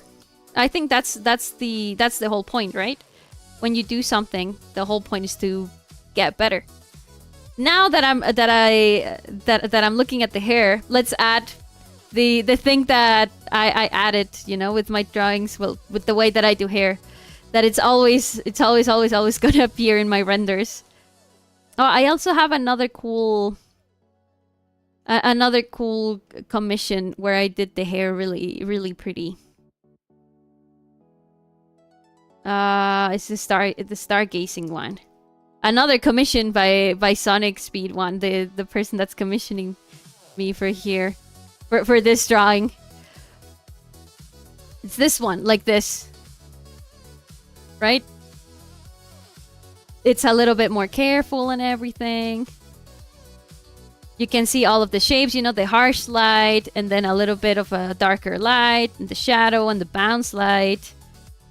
I got a little better doing the ponytail as well. By the way, I didn't hit subscribe till now. Ahora Spring List número 138. ¡Wow!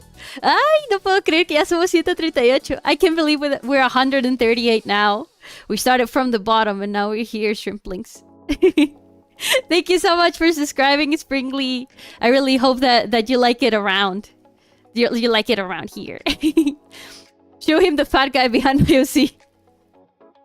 Here he is in the shadows, like a villain.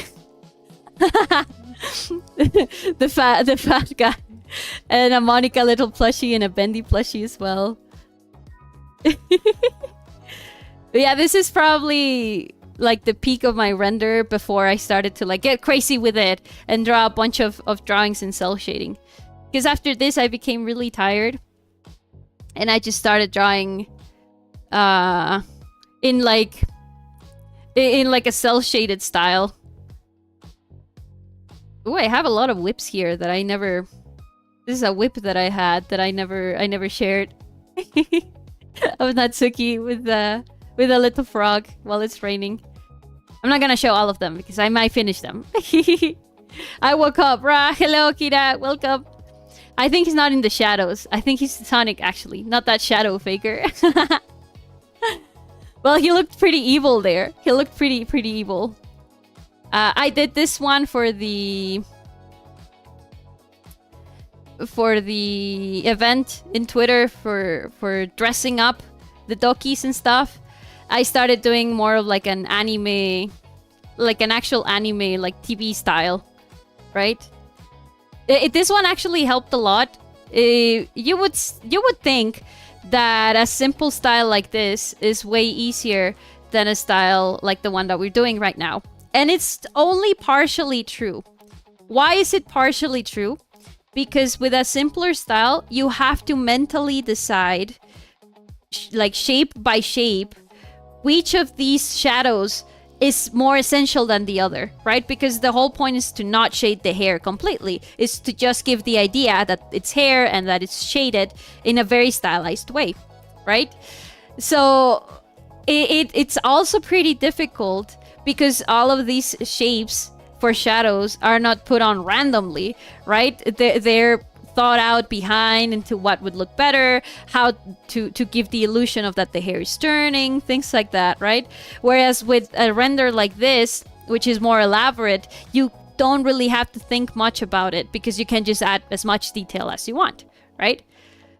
So this actually, going to a simpler style, helped me a lot to help define, you know, my little like spikies and learn which spikies are better, how to prevent them from looking all the same, things like that. Bjork's swan dress. I had a lot of fun drawing this one. So let's add, like I said, a little bit of my history on this drawing as well. Let's add the colorful heart light on top of the light. For that, I do a new layer. I name it Heart Light. Always name your layers. If you don't name them, you're making it harder for yourself. For Monika, I like to go with yellow. Maybe orange. We'll see. We'll see how it looks with the drawing. And then I go with a soft airbrush. I put the blending mode to Heart Light. And let's remove all of this. And I just draw. Like on top of where the light would be. This. Let's erase a little bit. You know, because we don't need that much. And let's lower the opacity.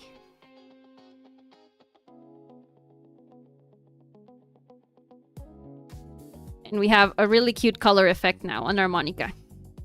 I think I like it with orange. Let's try orange. How it looks like. Yeah, I like orange better, I think. Look at that. Like this. Let's erase a little bit here. Because there's no light on this side. It's only for the light here. Or where the light touches the hair. Right here only. And look, and it gives it like a really cool, like light effect, right? Let's make it a little bit less harsh around here. So this is without it and with it, without it and with it, without it and with it. I think I like it with it a lot. I have to say, sorry for the Monika fans out there, but I think I hate her. Well, relatively. I wouldn't really hate a character from a game, but I still don't like her after playing the game. I think that's the whole point. I wouldn't blame you for it. Right? Monika is supposed to be like a very difficult to understand character. She did sell her entire world out to a player that she just met, right?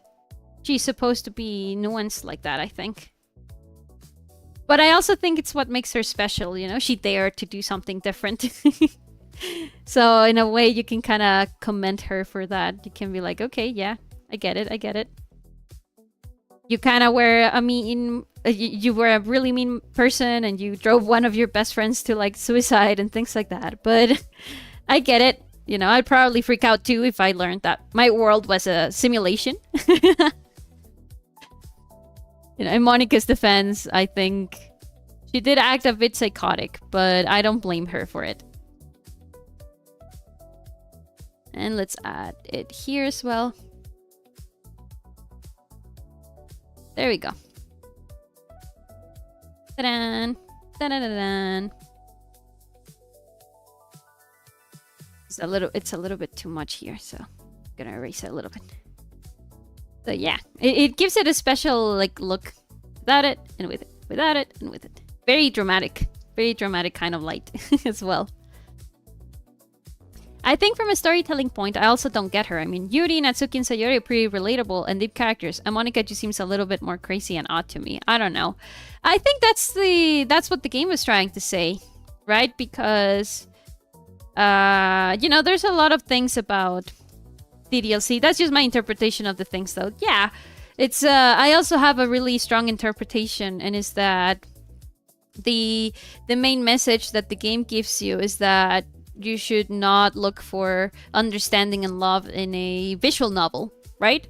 In the last part with Monika in the classroom, spoilers for a 10-year-old game, by the way. In the last part on the classroom with Monika, the phrases that she tells you are pretty much, you know, about what she thinks on life, on people who like these kinds of games, like otakus and things like that, and how she says that you really should go out there and learn more about the world, you know, than just being here and spending your time with girls that, in her own opinion, aren't real. Which is, you know, it's true.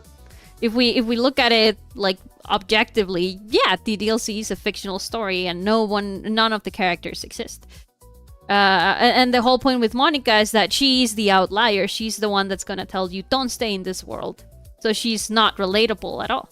I had to endure all that dialogue for the achievement.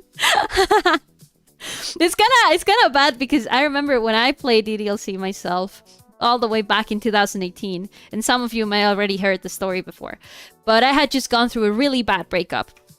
And I mean really bad because I was a mean person. I was really mean when I was 18 and stuff. And my poor girlfriend was drove to the point where she broke up with me. You know, she said, I don't care about you. Just stop being like this. I don't want to be with you. I was pretty hurt, obviously. And in my hurt haze, I went like, oh, you know what would cheer me up? A visual novel. You know, I'd love to play a visual novel and you know, just have a fun time with cute anime girls. So I looked in the Steam page and I found Doki Doki and I was completely blind to it. It was December 2018. The game I think released in September. I played it all the way in December. And I knew absolutely nothing about it, and I thought it was just going to be a fun, you know, shut your brain down kind of game to play it and just, you know, have a fun time with anime girls that don't exist and who are gonna tell me that they love me, you know, without knowing me. Imagine my surprise.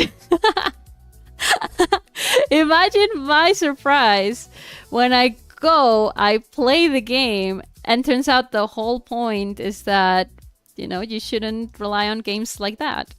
And Monika's out here bad talking me because I really like visual novels. As an otaku, I'm an otaku. I really like visual novels, and I really like, you know, playing them and being a part of them and stuff. And it really hit me, but I think I kind of needed to hear it in the moment. It stayed with me a lot, right? And it helped me, you know, like not stay in my own bubble, like rotting away because my girlfriend just broke up with me and I'm so sad. But to actually be like, you know what, Monika was kind of a psychopath, but she was right. I should go on and see new things and learn more things. But she did. I felt pretty offended the first time when she started saying all of that. I felt personally offended that she would think about that. About me and all the people who are visual novel fans. She was pretty vicious in that dialogue. I have a friend who's literally the Natsuki though. Like Natsuki though. I find that funny because Monika said in one of the dialogues that someone like Natsuki couldn't exist in real life. They do exist. I myself am a big fan of tsunderes. Natsuki right now is my muse, but before her, I mean I still love Nico Yasawa. The Nico Nico Ni girl. Howdy. Oh, hi, Mini. Welcome. I really like Nico Yasawa. Like, I'm really into tsunderes. And something that I can tell you in my shrimp experience, all of my shrimp years that I have, little shrimpling, is that people like Natsuki exist. I'd say Natsuki's more realistic than my friend. It's just, people like Natsuki definitely exist, but they're not fun to be around. And I guess it depends on how your friend is and everything, right? Like, they probably have some redeeming qualities on their person, and, you know, they bring something fun. But I've met literal people that behave like tsunderes, and at some point, Popi getting hit with a divine call-out. It's just, at some point, you try to be their friend, and they're like so annoying because, you know, they're like so mean. Poppy called me a tsundere. How dare you? But that one's for fun. That one's for fun, right? Like calling you a tsundere and stuff. It was because I was like, you know, like just playing around. But people who are actually like that, you know, the kind of people that go to you and tell you, I don't like being your friend, I fucking hate you, and then, you know, they turn around and they go, hey, you want to go to my birthday party? It, like, you know, the kind of person, you know, the kind of people, those are the tsunderes of the real life. You don't want to be nearby the tsunderes of the real life. You can be with people who are a little bit more low-key, like a tsundere, but, you know, not a tsundere, right? Like the people who you play fight with, or that you go, haha, you're stinky, and they go like, no, you know, and then they go and they talk really good about you to your other friends and stuff. Like, that would be like the sweet tsundere, I think. Like, it's like tsundere, but not really, because you're a human, right? A real tsundere, like if we go like from how it is in anime and things like that, right? You would need to endure a bunch of things. And I mean, I don't know. I think some people put up with it, but I can't be able to be friends with people kind of like that, you know? Like the kind that they go like, I hate you, and I hate spending time with you, and things like that. And they say it all with a very straight face. And then they turn around and they say, you're my best friend. I can't do it, man. It drives me insane. My friend is less mean. She's just like grumpy all the time, but she's a good-hearted little piece of cactus. Yeah, you know, those kinds of people are real. They're normal. That's maybe how someone who's a little bit more reserved is. But someone who would fit the criteria of like an anime tsundere, right? That only when pushed to the extreme she shows affection. Little shrimplings, get out of there. Sal de ahí. That is gonna cause you a lot of pain and suffering if you try to stay with someone like that. You know, you know, kind of like talk with your friend, learn how to set boundaries and stuff, things like that. What you find okay in a friendship or even in a relationship and stuff. Because let me tell you, right, in anime and all of these games, it's funny when, you know, the anime characters, the anime couple hits each other, or the anime guy, you know, just kind of like bunks on the head, bunks the tsundere on the head, and you know, they get physical and stuff. But in real life, it's pretty scary. You know, it's like, it's not how it should be. It's just not how a healthy relationship should look like. You know, talk with your friends, talk with your partner, find your boundaries, but don't let it, you know, just consume you. Be very, very careful when it gets to those kind of levels. You know, make sure that it's a tsundere that is like a little bit embarrassed to say outright that they like spending time with you or anything, right? Don't be with the tsundere that hates you and insults you and, you know, like gets really mean with you in public and tries to humiliate you all the time. That is not a good friend. That is not a good partner. Look for people who you can hang out with, who, you know, uplift you, who love you, who take care of you in their own little ways, right? But never stay with someone who humiliates you, hurts you, things like that. The fiction versus reality thing can get, you know, you have to be really aware of it. Like I said, I love tsunderes in fiction. I love it. I love it when a character is mean and they look like bad at the camera, and knowing that a character would look at me in disgust and stuff. I love it. I think it's so fun. But in real life, I wouldn't be friends with a person like that. Also because I've got difficulty to trust people, and I wouldn't people like that get any closer to me because I'm a lovely schizophrenic little thing who hates to be poked with evil sticks.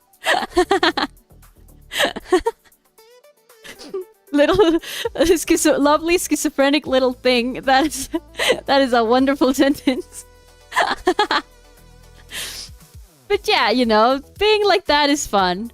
Like when I call Kira, my friend Kira, tsunderes because of that, right? Because I can tell that they care and they're awesome and they're very sweet and they're always talking to me, right? But they will never tell me to my face. Maybe, I don't know, maybe in dire moments. My message no sent. Maybe in dire moments they would be like, I'm very happy that you're my friend. But it's, you know, difficult for them. So that's fine. That's fine. It's fine to have a little difficulty with expressing your feelings, you know, but don't let yourself be like, no dejes que te manguanceen. You have to protect yourself as well. Don't be with someone that doesn't want to see the best of you. That's also another thing, like in fiction and stuff, tsunderes are the ones that take care of you, right? They're always telling you, you should play less video games. That's all you do all day. You should try and do something else. You should try to meet new people, things like that. That's another subtype of tsundere, right? The ones that kind of nag you. That's really sweet. I like those kinds of tsunderes as well. Lovely schizophrenic little thing is not a phrase I thought I'd hear today. very out of nowhere. But you know what? I think my day's made better because I heard it. Completely unexpected.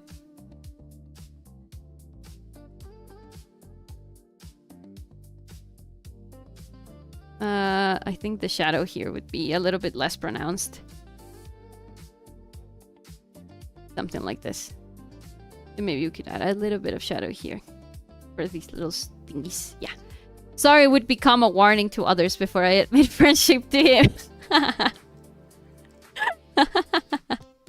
A cautionary tale. Bueno, but be careful, eh? Because sometimes, like, tienes que aprender a llevarte. You have to learn the people's boundaries, right? Maybe they're into it and they like it and stuff like that. But you never know when, you know, you might take it too far and they actually feel bad and stuff. It's always better, I think, to err on the side of caution in that, right? Because you don't want one of your friends to feel like you actually hate them, right? You just gotta be able to read the mood. If your friend is like feeling sad or not feeling up for it and stuff, you know, be careful with that. The whole point is that you like them as a friend, but it's difficult for you to talk about your feelings. So don't make them believe that you actually hate them and don't like them and that you think they're bad people. Just be careful with friendships like that. Be sure that the other person knows that you really, really love them. Because you never know when they might be in a bad mood and take it the bad way. I've had it happen before. I used to be that friend. I used to be the cactus friend.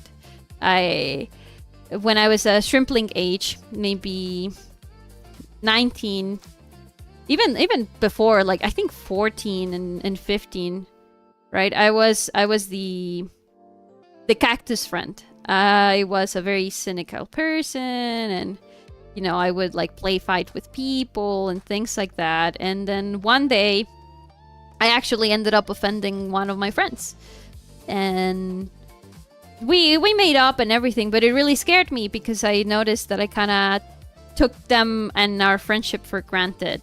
You know what I mean? Like I said, oh, they know me. They'll never get mad at anything that I say or do, right? Because they know me. They know this is who I am, how I am. But you know, sometimes your friends just need support and for you to be there, right? Like they don't need Poppy the cynical, but they need Poppy the friend. So you just gotta be able to learn those kinds of situations. Sorry, would understand getting turned into a ghost story. If you say so. That's your friendship with him. I think it's nice that you can also find friends like that. That, you know, they get your stuff, what you're about, and they don't ask you to change. Just be careful. Just be careful. Like I said, it's a difficult world out there, shrimplings. And you never know if the person you offend today is gonna be your boss, or, you know, you're gonna have to interact with them at some point. So, my own advice to you shrimplings is to always err on being nice. Because you never know, you know, if the person's having a bad day or anything. Just be nice, be polite. Right? And see what happens. You know how people make their OCs their type? Sometimes! I think that happens sometimes. Not all of the time. I don't think I have an OC that's like my type, per se. But continue, please. Ah, you mean like because Sorry created Sorry. Sorry for those in chat who don't know it. It's another DDLC artist. I think he's trying to like stay away from DDLC now.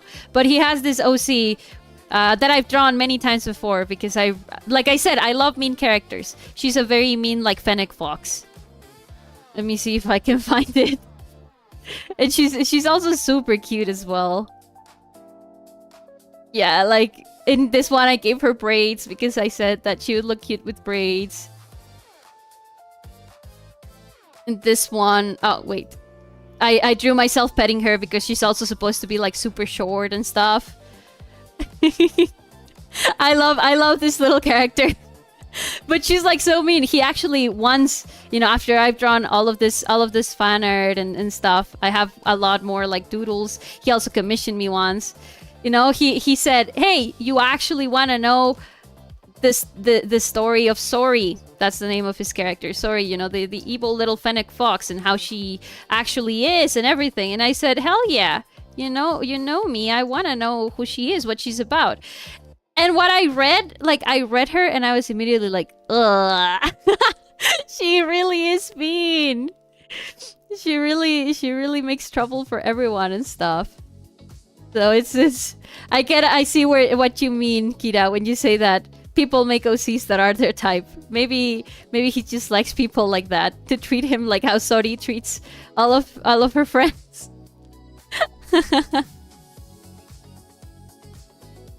It says, that's a good way of looking at it. Thank you, Jose. I hope it helps. I'm the one who showed Sorry he cannot handle all that when it comes to his character. Sorry. The petting art is actually around the time I started being friends with him. Oh wow, that far back? That's pretty cool.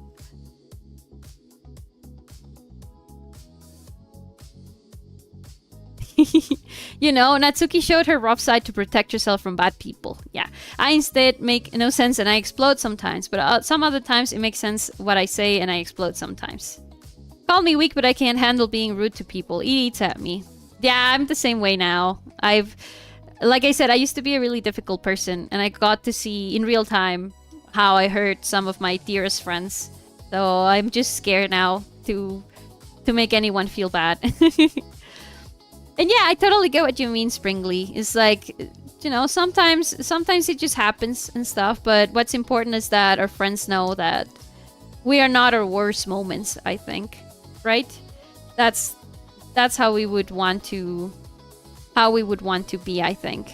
We are not our worst moments. And, you know, that we love them the same, even though we're a little difficult at a certain point in time. Maybe I'm too sappy. Maybe I've gone through so many things, Shrimplings, as an adult, as your big sister. But I really think that it's really important to take care of your friends.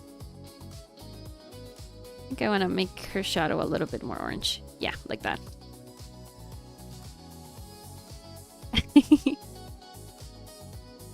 Oh, Kira says, I'm merely similar and can't relate too much to her. Just sorry, the character. Fred says, I've always put other feelings and how they react over myself. But we also gotta remember we're just as important. Be caring to your friends and also as much of yourself. Oh, yeah, right? Like Springly says, sometimes you just don't make sense on why you're mean or you're being angry or something. Sometimes you can't even tell, right? It happens to me a lot. Like, I don't know that I'm upset until someone like my wife or my little brother, Ryan Gosling. You know, they come up to me and they're like, why are you being so mean right now? What's going on? And then I realize, like, oh my god, I'm actually upset over something, or I'm upset at something. Right? And it makes me take a step back and kind of like, you know, like see what's going on. Couldn't make my son a fox because I had to beat the sorry allegations. And you know, it's important to remember that we're human and we're also gonna have our fair share of bad days, and we can't help that. That's just how it's gonna be. And all we can hope is, you know, that we ask for forgiveness from our friends and that they like us enough and they know us enough that, you know, to know that we can be better than our worst moments. Hey, legs.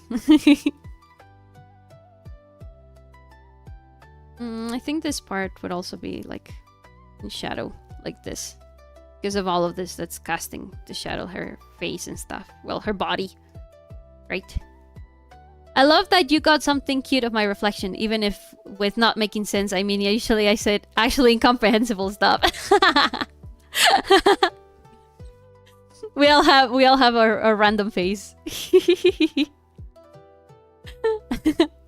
Listen, that's my job. That's my job as the big sister, as you guys' big sister. I listen to you and I see you because I've gone through so many things. I've seen so many things. I've been friends with so many kinds of people. I've been like a very different person in each of my stages of life. You know, I like that you. I like giving you guys someone who you feel you can talk to. And you can talk to me. I'm always gonna find the good side of everything. I'm always gonna try, at least. Alrighty, I might be going now. Oh, okay, Kira. Thank you so much for joining. Thank you so much for all of your insight as well. You real life tsundere.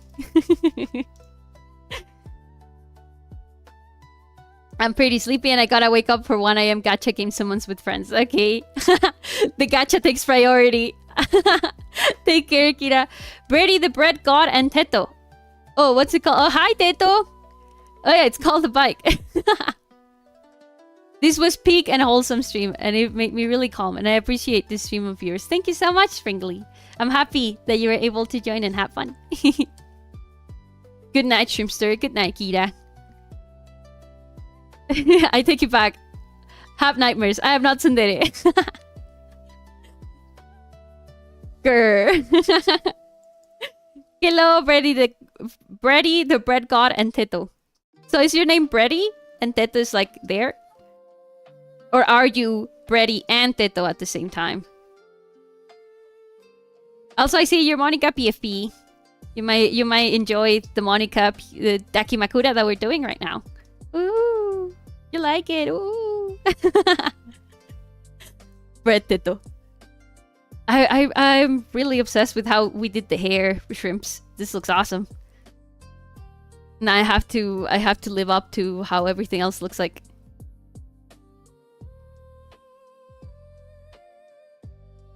I think I want to make this part of the arm not that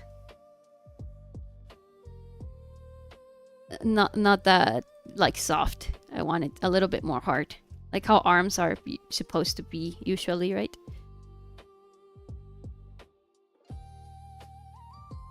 Both, yes. Okay, hello Brady and hello Teto. Welcome to the shrimp stream. Clean up a little bit of these things. We're just taking our time with everything. I think the collarbone wouldn't have a shadow there. But would it have it here, like this? Maybe. Sorta, kinda. I think I like it more with the other shadow. The one that we already have. Because I see people sometimes, you know, doing the wings of the collarbones, kind of like this. But I feel like that's too much in that area. You know, stylization. We're choosing which ones are more important. And I think the projected shadows are more important in this case.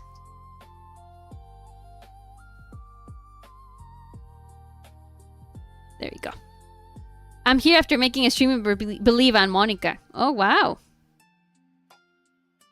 How do you do it? Are you gonna hack me? Please don't hack me. I enjoy being a streamer. I don't want to stop streaming. No way, it's Monika. And Teto. Maybe. No, don't hack me. I enjoy being a streamer. I'm not ready to say goodbye. We just started streaming. Mwahahaha. Please have mercy, Monika. We have to put the drop shadow on the mustache.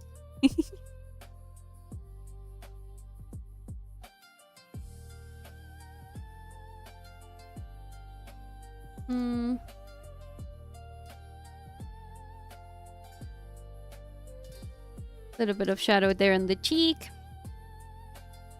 No way, it's Monika's queens. Let me change my PFP back to normal. Please, please. Onegai shimasu. So this is the base shadow for the skin of Monika. And let me show you a little secret. Low. This is basically the effect that we're trying, that I'm gonna try to show you guys here. It's the translucency of the skin. Skin translucency. Aha. Which is basically when the light hits it, right? Oh wow, these are a lot of pictures of skin shading digital art. How's it called? It is the translucency. Harsh light. Basically, the transparency, this part, the fact that the light is not completely, how is it, like, the skin is not completely solid. It's kind of like translucency. Oh, I think I might be going now, but it was fun and insightful to be here with you all today. See you guys soon. Bye, Jose! Thank you so much for joining to the stream, at least for a little bit. Oh wow, my room is dark. Let me turn on the light real quick, so that my tracking can pick up my hands better.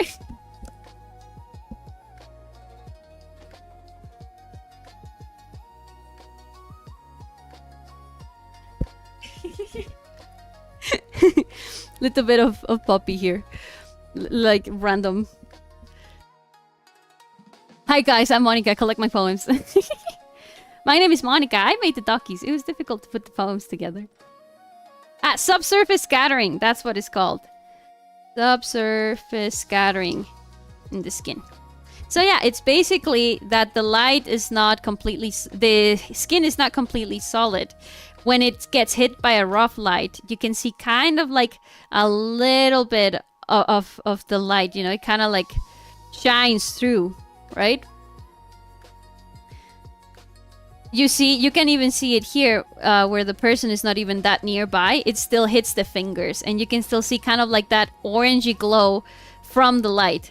That's exactly what we're trying to replicate. This thing right here. That little, like, orange edge right here. I'm pretty liquid, too. We're actually 70% liquid. I know, surprising. This little halo right here, which is basically that the skin is not completely solid. It's kind of like transparency. So it's gonna show a little bit of the blood underneath. Kind of like here in the ears and stuff. And that's what we're gonna do right now. We have our shadow here from where the light hits. And we're gonna add a new hard light layer with a soft brush, like an airbrush. Let's lower the flow.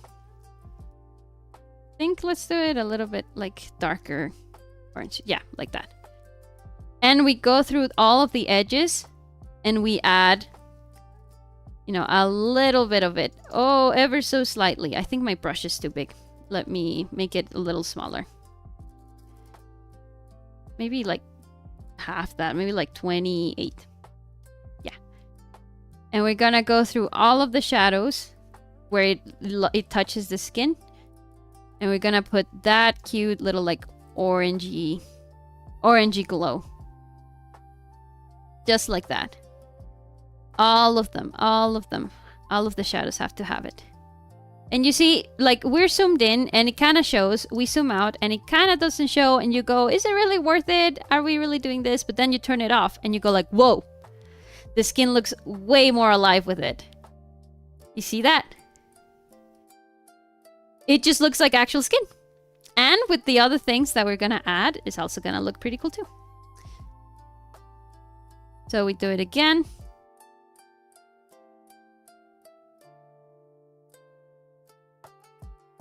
We build up a little bit of it. And there we have our orange little like glow. Subsurface scattering. Just like this. This is without it. And this is with it. Yippee, my skin looks like actual skins on Fridays.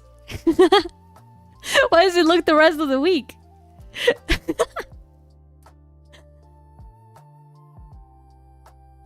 Okay, let's keep adding it little by little, little by little.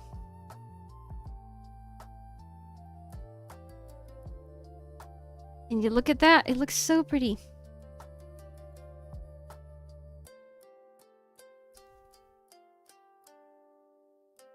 And again, you say, I'm not sure if it's adding enough. If we take it off, it's like skin like a mannequin. And now she has blood inside. Mannequin. Blood inside. Mannequin. Blood inside.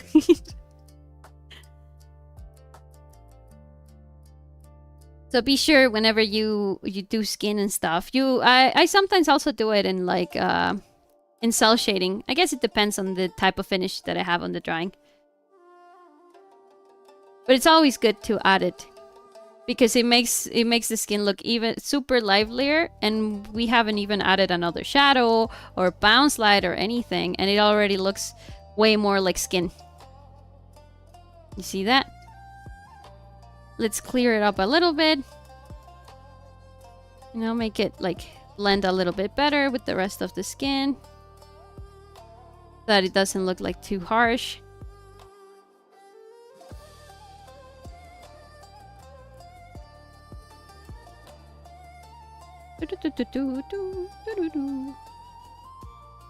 Just like that.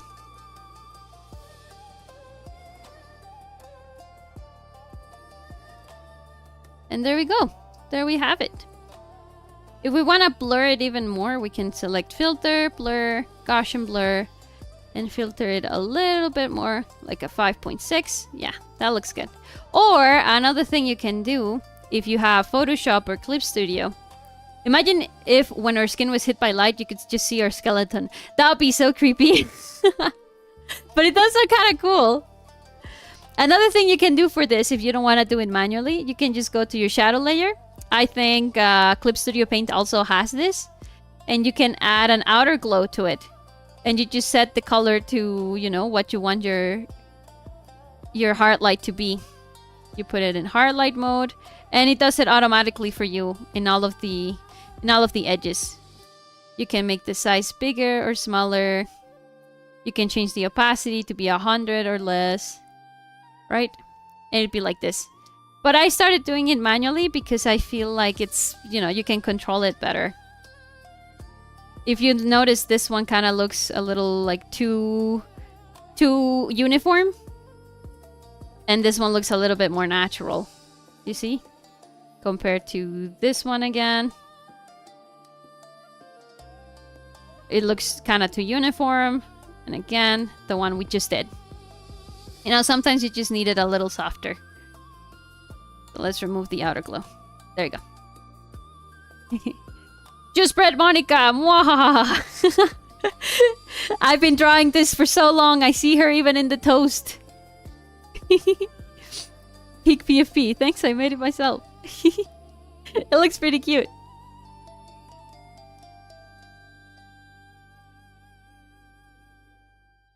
Okay, so we have this on the skin. Another layer that I like to add is the bounce light. Bounce light, I've been mentioning it a lot. If you haven't been in our art tips streams, bounce light is basically the light that's gonna reflect from the environment.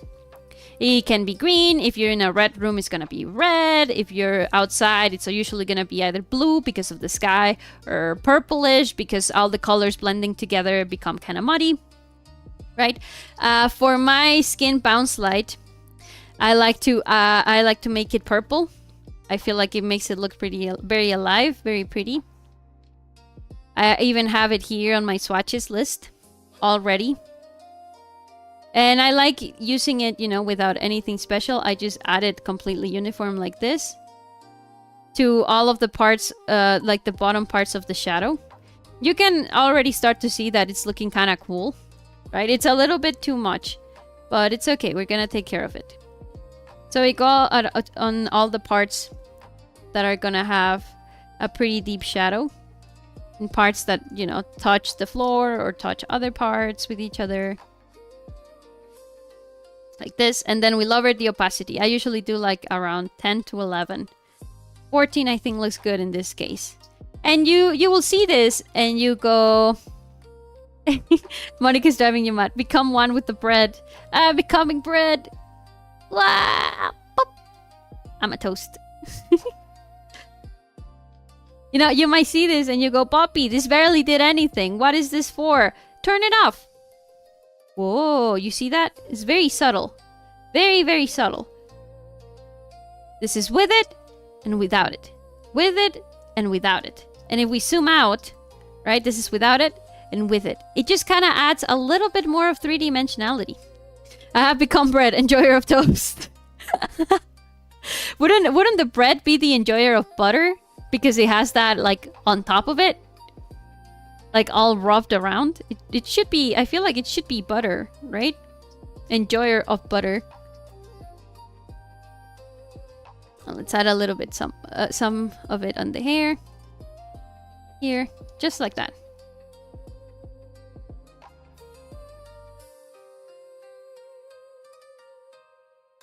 And now... for the last part in shading the skin, the most important part, I would say, is the blush. Blush. Usually put it in a hard light layer, but let's see how that looks. I also have my blush color right here already saved. Yeah, okay, highlight is fine. Let's just put a little bit of opacity on it so you can control better how it looks. Add a little bit here, a little bit on the chest. Oh, forgive me from my brain deadness. I just realized the one plushie Sonic Speed from the chat. Yeah, he's the one that commissioned this drawing. Enjoyer of humans. I mean to say, do you guys know the song Pretty Toast, Creepy Toast by Luca Megurine? Like very old school Vocaloid. Creepy Toast staring at me. You guys haven't heard it before? Do we need to put it on? It's like, man, that's like a remnant from like my middle school self. Let's put on the blush. This one, I don't like how it looks here. Let's make it a little bit softer. Even lower opacity, and we build up to it a little bit more. Yeah, just like that.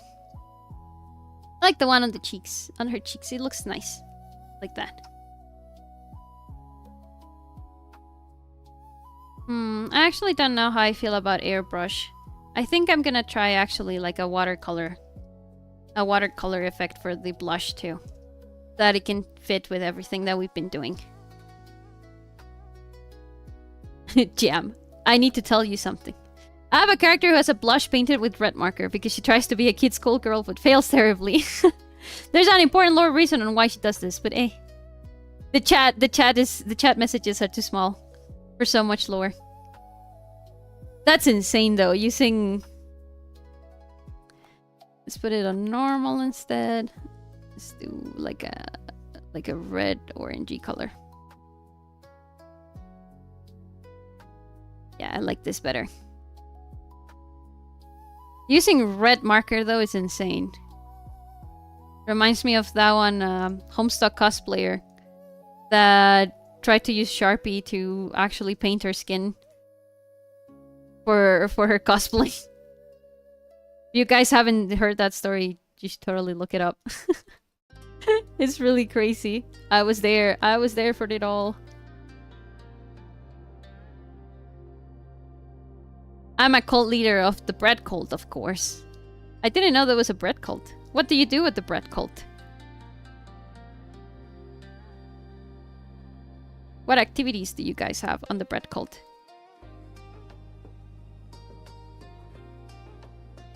Laughs in bread. How does a bread laugh? I think it would laugh like... Now I like... I don't know, bread. Bread. We sell bread, we sell loaves, toasters, roasters. We spam bread in lives. I'm your walls Pookie Bear. Hi Pookie Bear, welcome to the chat. I'm gonna last too much if I get some pumpkin jam and a spoon.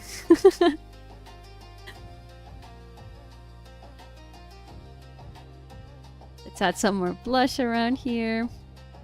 I have to put... I feel like I'm contractually obligated to show you guys the Creepy Toast song. Like, I just have to. Adding some blush, adding some blush. Let me just finish putting in the blush.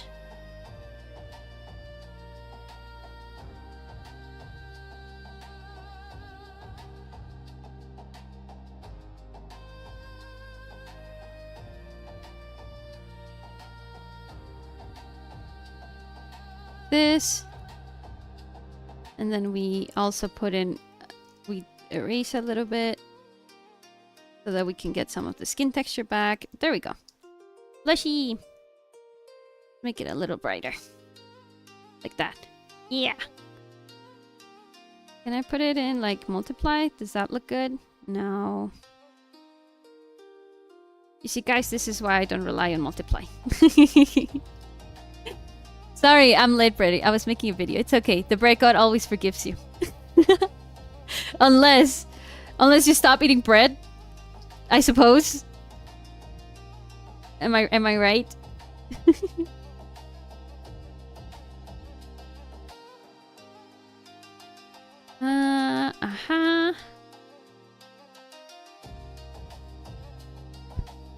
Let's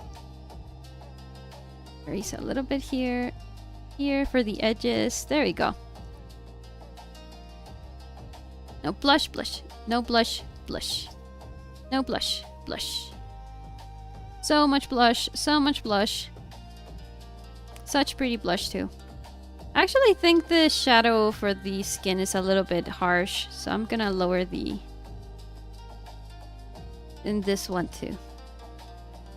Gonna lower the opacity of those so that it looks softer like the hair. Just like that. One of the bread scenes, everybody knows that. The bread scenes? Sins? What is like a bread sin? What's the sin of the bread? Sin of the bread. It sounds like a movie. The sins of the bread.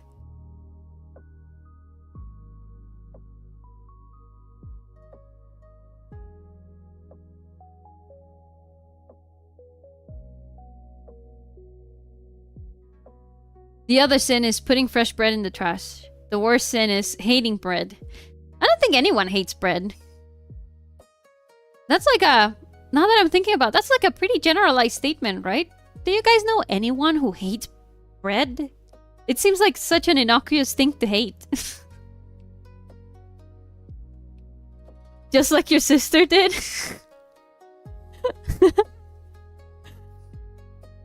Whose sister hated bread? Has she been punished for her bread sins? People who can't eat wheat. Oh yeah, I guess. You're right, like people with celiac disease, right? They can't eat bread. She did what? My sister hates bread. Aw. She didn't tell you. Drama unfolds in the bread cult. Turns out one of the members doesn't like bread.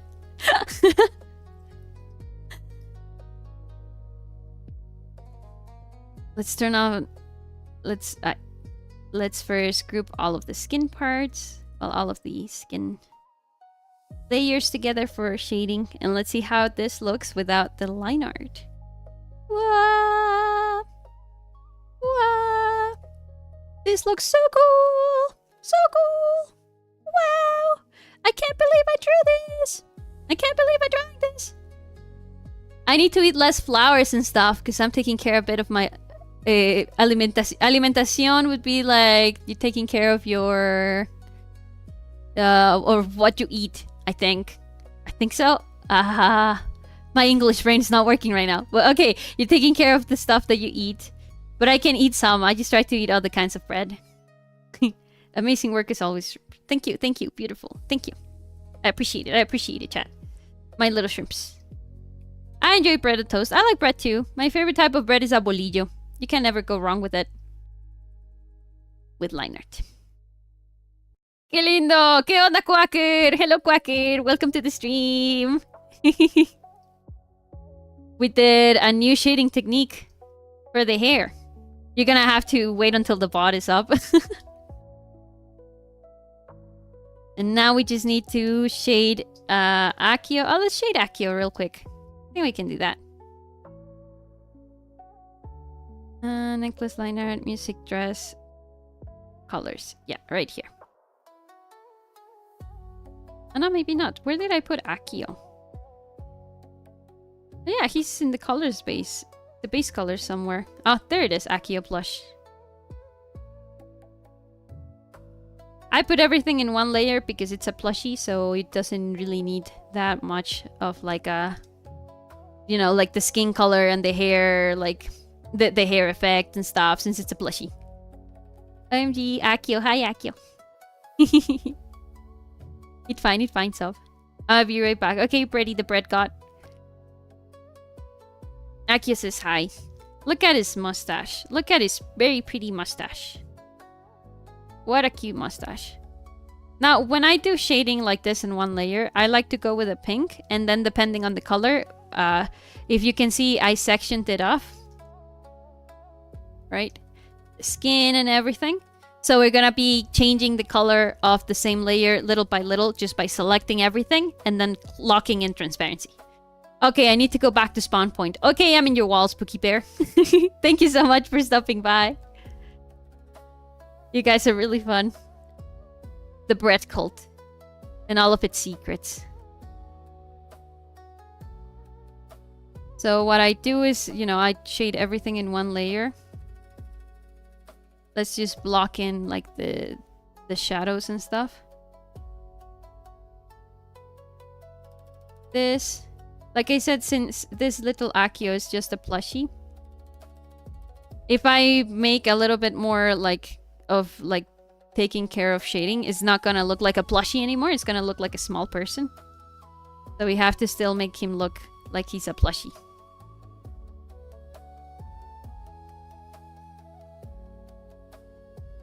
Make this like this. I thought that was a threat for a moment before reading the name. Awesome username. No threat, no threats. No threats in the shrimp tank. That's like the username. Yeah, I think it's really cool because, you know, you read it, or well, someone else reads it, and you're like, what? I'm in your walls, Spooky Bear. A DDLC modder is here. Hello, Avantgarde. Welcome. Welcome to the stream. Here's our Monika so far. Where? I know Meaty's in the chat, I think, like somewhere. I'm not sure if Meaty sticked around. But Meaty does the VR chat world of Doki Doki. Lots of celebrities today in chat.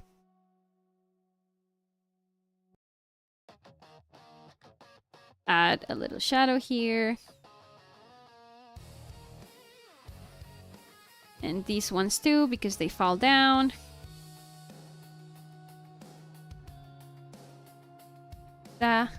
Actually, I did have an idea for drawing, idea for a drawing where Monika turns Aki into a plushie because she doesn't like when he leaves. That sounds like something that I would do to my wife as well. I approve this idea, Sonic. That is a really good idea. It is something that someone would think.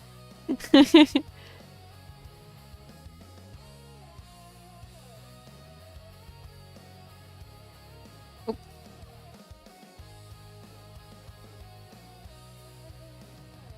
Use the shadow here. Hi, Shrimps. Hi, buddy. Welcome to the stream. You're all celebrities. Turn on your beloved marketable... Your beloved... Sorry. I start thinking in Spanish and I can't read. Turn your beloved into a marketable plushie so you can take them anywhere.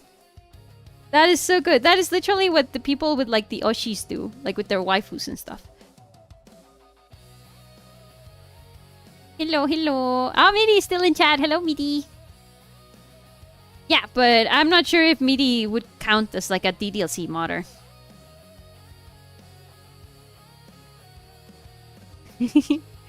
Difícil el inglés. Sí, pues. Wait, Quacker, you're not from... like, Spanish is not your native language, is it? I think I remember you mentioned it, that you know how to speak it. Or am I misremembering? Are you actually, like... Are you actually a native Spanish speaker? I realized I am just an achievement to get the Platinum Trophy of DDLC, but I didn't do it at first because I wanted to do it with another game first, but I did, so now I don't know why I don't. You should go back. I've been meaning to go back to DDLC as well. I'm a native Spanish speaker. English is something I learned. What? No mames! It's... What? Really? This is the first... I can't believe I talked to you in English. Oh my god. Qué vergonzoso. ¿Qué es el español? No sé de qué están hablando. Un idioma y todo cucho, todo culero. No mames, I didn't know you spoke Spanish, Quacker. Like, natively. Oh, that's so cool. Ay, y yo mandándote DM y todo en inglés. Qué pena. How embarrassing. that's like a shared experience though, right? Being like Latin America in the internet, on the internet. It's like you find someone and you start talking to in English, and then you go like, wait a minute, you're from Argentina, Colombia, Mexico? Y el otro güey dice, sí, sí, no mames. Dice, ah, virga, ¿por qué hablamos en español? Don't worry, I speak to Spanish people in English all the time. Yo también hablo español. Woo, hell yeah. Literal. I know. I get my cables crossed like so bad. Sometimes, you know, if I'm like, it's really easy when you're bilingual. For everyone who's not bilingual, when you're bilingual, sometimes your brain kind of turns off, or just switches languages without letting you know. So it's like, instead of thinking of what you're reading as English, you start thinking of it as Spanish, and vice versa, right? Like when I tried reading that little part of when Quacker said, turn your beloved into a marketable plushie, my brain for some reason started doing it in Spanish. And I wanted to turn your beloved. But it's beloved. Literal, me pasó eso como 30 veces. I hate to be nitpicky, but I just realized Aki's missing the flames on his sleeve. Sorry. Oh yeah! I forgot about that too. Okay. Beloved. Beloved. Now I'm going to speak like I don't know English. Like a Mexican should. I remember once I was in like a call when I was really young. I was in a call with some friends that I had made who were like American and stuff. And one of them told me that I spoke like Sofia Vergara. And I don't know why that made me like so mad. Like, how dare you? Because Sofia Vergara, celebridad, reina, mi amor, no habla así normalmente. It's just how she speaks in Modern Family. She speaks really good English.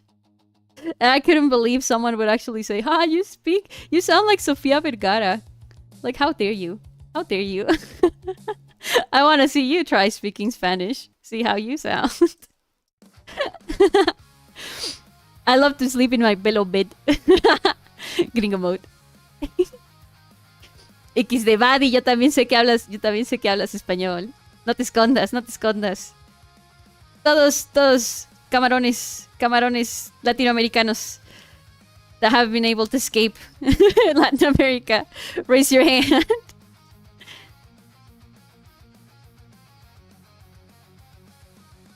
I don't know, like my wife is from Canada, and she's been living here with me in Mexico. I told her to move to Mexico, and she did. Because funnily enough, life was better here than it was in Canada back then in 2018. So she moved here, and she's telling me that she doesn't really want to go back to Canada at all. That she's gotten really used to being in Mexico. It's just a different feeling, and the people are always nice. At least where we live, we have the fortune of living in a good spot.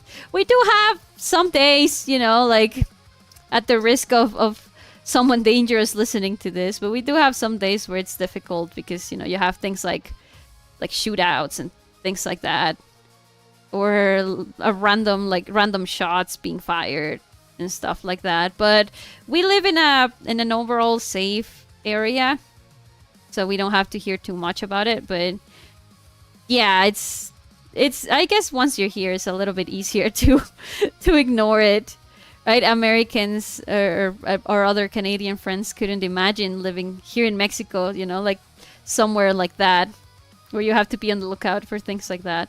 But I couldn't imagine living in somewhere like Canada, where everything is like super pricey, and the people are kind of like reserved and mean and stuff. And the food, you can never get good Mexican food outside of Mexico again. Please stay safe. Oh yeah, it's fine. We Mexicans are built like that. That's just how we're built. It's how we have to live. Latam experience. I live in somewhere peacefully, luckily. Yeah, me too. In the big city. One of the big cities. I don't live in Mexico City, but I live in one of the big cities in Mexico. And, we live pretty safe, pretty secure. Aki a plushie. But, you know, unavoidably there's gonna be things like crime, right? I mean, in the United States, they get, like, shootings and things like that, like in schools and stuff. We don't really get that here.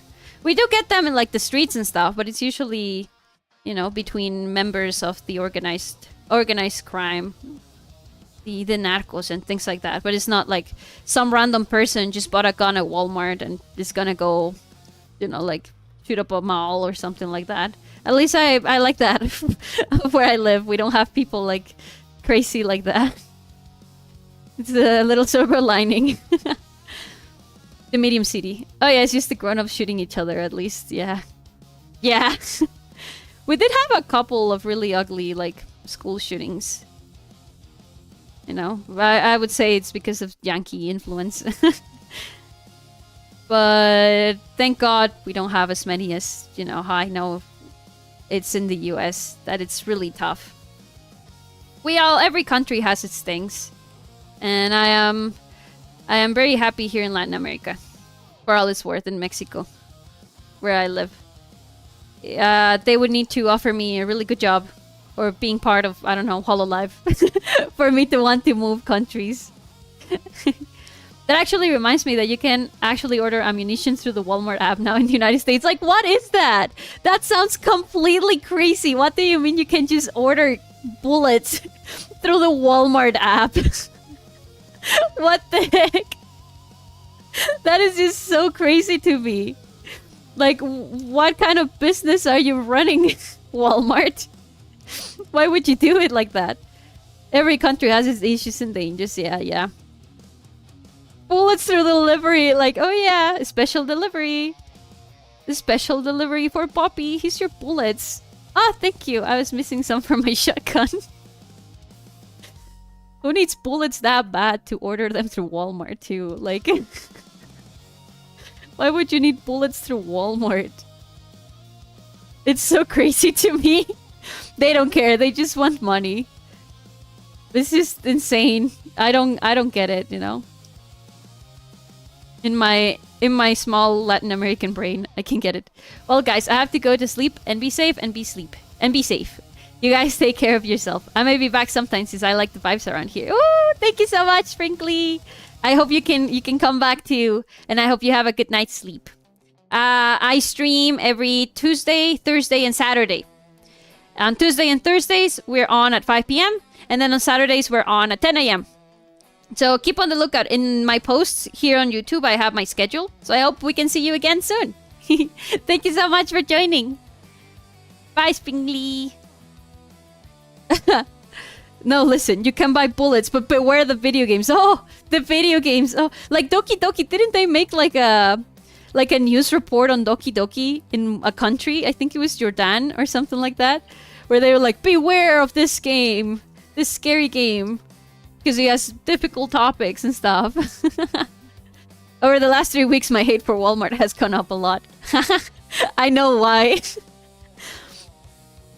They removed Doki Doki from the Play Store. Yeah, I can't believe that.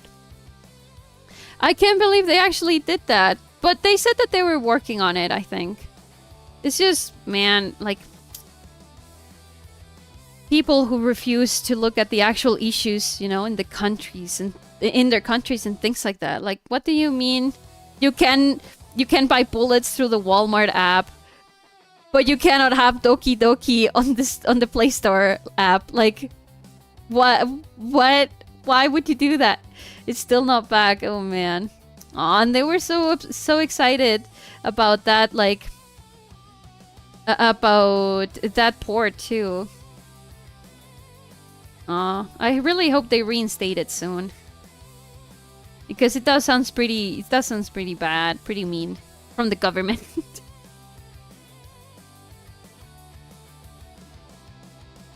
Got a little bit of shadow here. And here and here and here. Yeah, okay. I think that's all of the shadows that I want to do for the Sonic plushie. Maybe a little bit on the ice. Like where they fall. And here. But I don't know if that's gonna make it look creepy. Hopefully not. Yeah, it doesn't make it look creepy. Not that much. Given we're talking about countries, can I say I hope I'll still be here next year, given what's going on here? Oof. Like, don't get me started, man.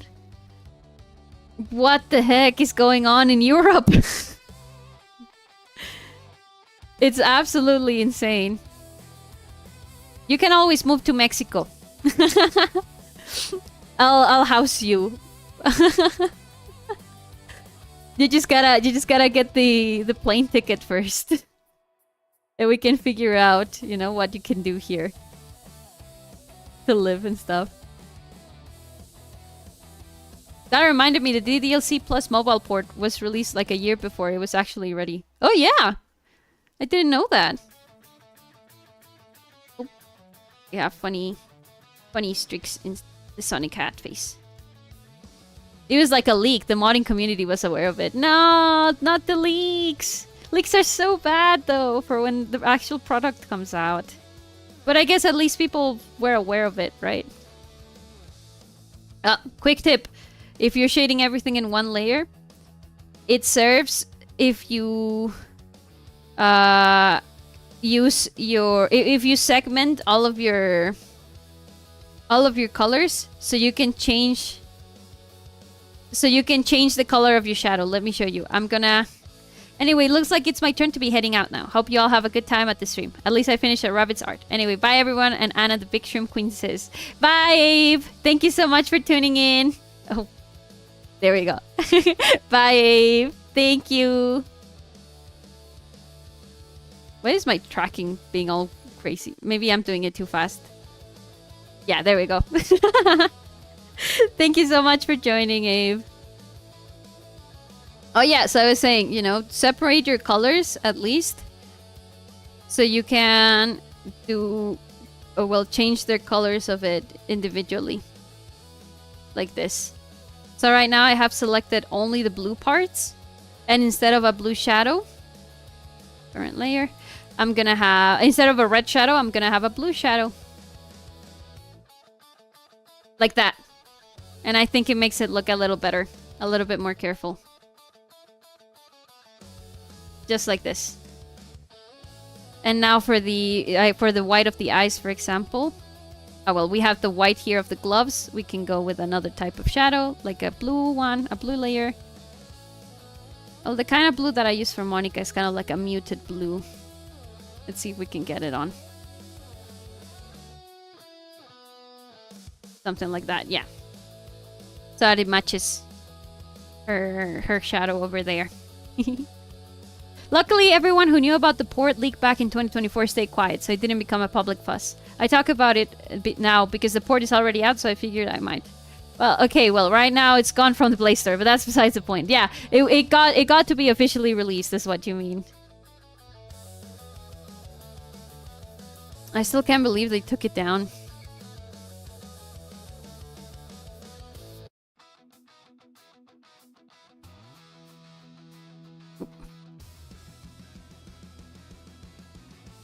This one. Wow! I have to remove the skin part. Just like that.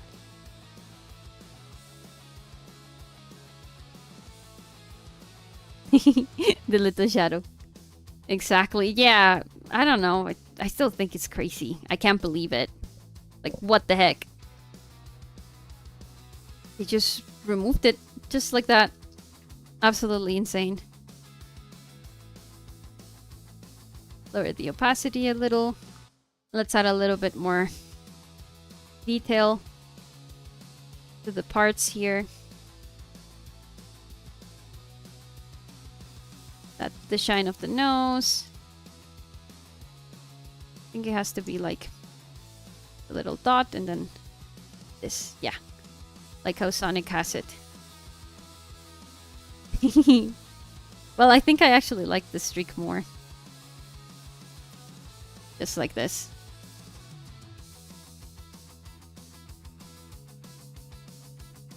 Like that. And then on the eyes as well. Let's give them a little bit of like, maybe like a felt, like a felt type. As if they were made of felt, you know? 10. Just go at it, you know, just so that they don't look too dark. And let's put a little bit of texture.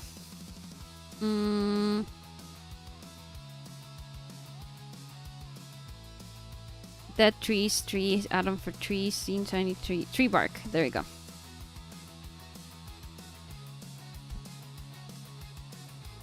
Let's put the flow a little lower. And we just add like felt texture. Well, in my head, this reads like felt texture.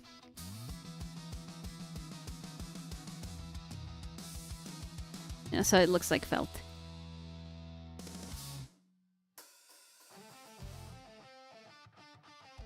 But the texture I think is gonna have to be like on a separate layer.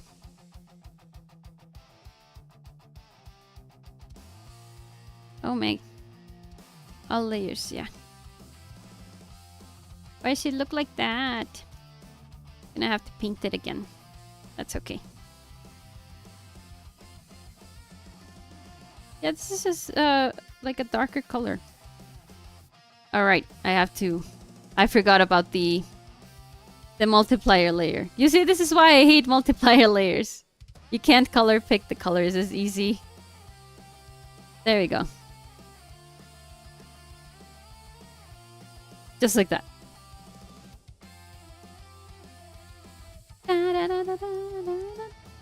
Texture eyes. And we're gonna make a mask that is just for that.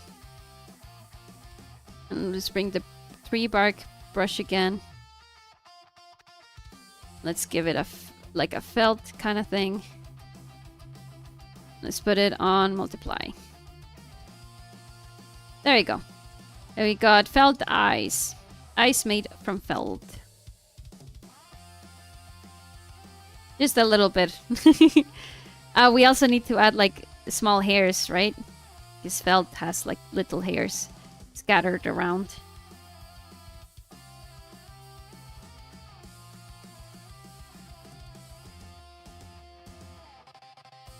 Kind of like this.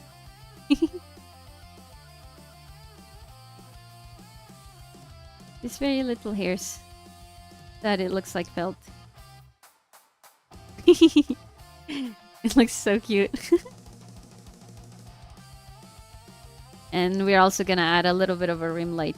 So that's how felt works too.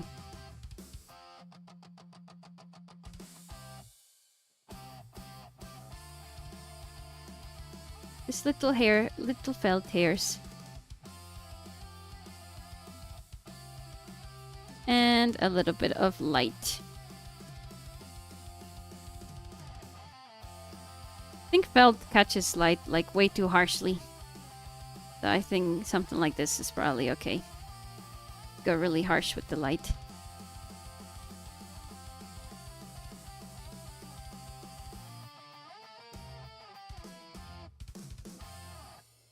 There you go, felt! It does actually kind of look like felt! Look at that!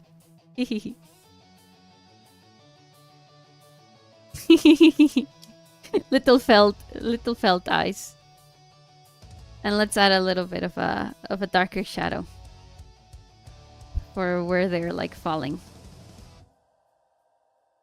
into the hat.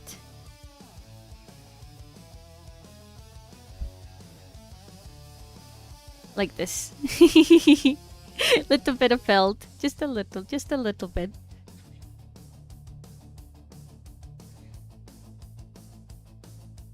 Yeah, so he's supposed to look like a plushie. Maybe we can add a little bit of texture. Like cloth texture. Just because the hair is like so detailed. Font texturing, yeah! Font texturing! Let's go to my concept brushes. What do we have there that could look like clothes? Foliage, picture, noisy grain, bubble burst, curtain scales, crazy cracks maybe? No, that looks too much like cracks. Crumple Stinking, Crystalline Cubist, Downpour, Dragon Scales, Driftwood. Driftwood? Nope. Oh, I know which one, and it's one of my watercolor brushes. Carta Style. And we put Textura Wet Spots. And I have to lower this thing here. Let's put this on multiply.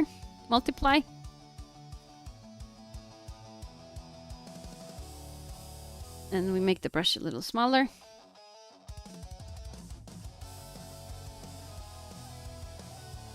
Where's the flow like that? No, the flow has to be really low.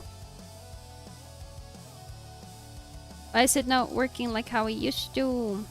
Ah, did I have to put it here on the solve? No. Multiply, really? No. Normal. Ah. This? No, tampoco. Removing smoothing. I hate smoothing.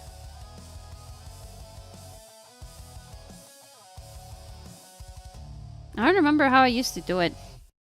I'm guessing something changed because it's supposed to only show like those little spots right there.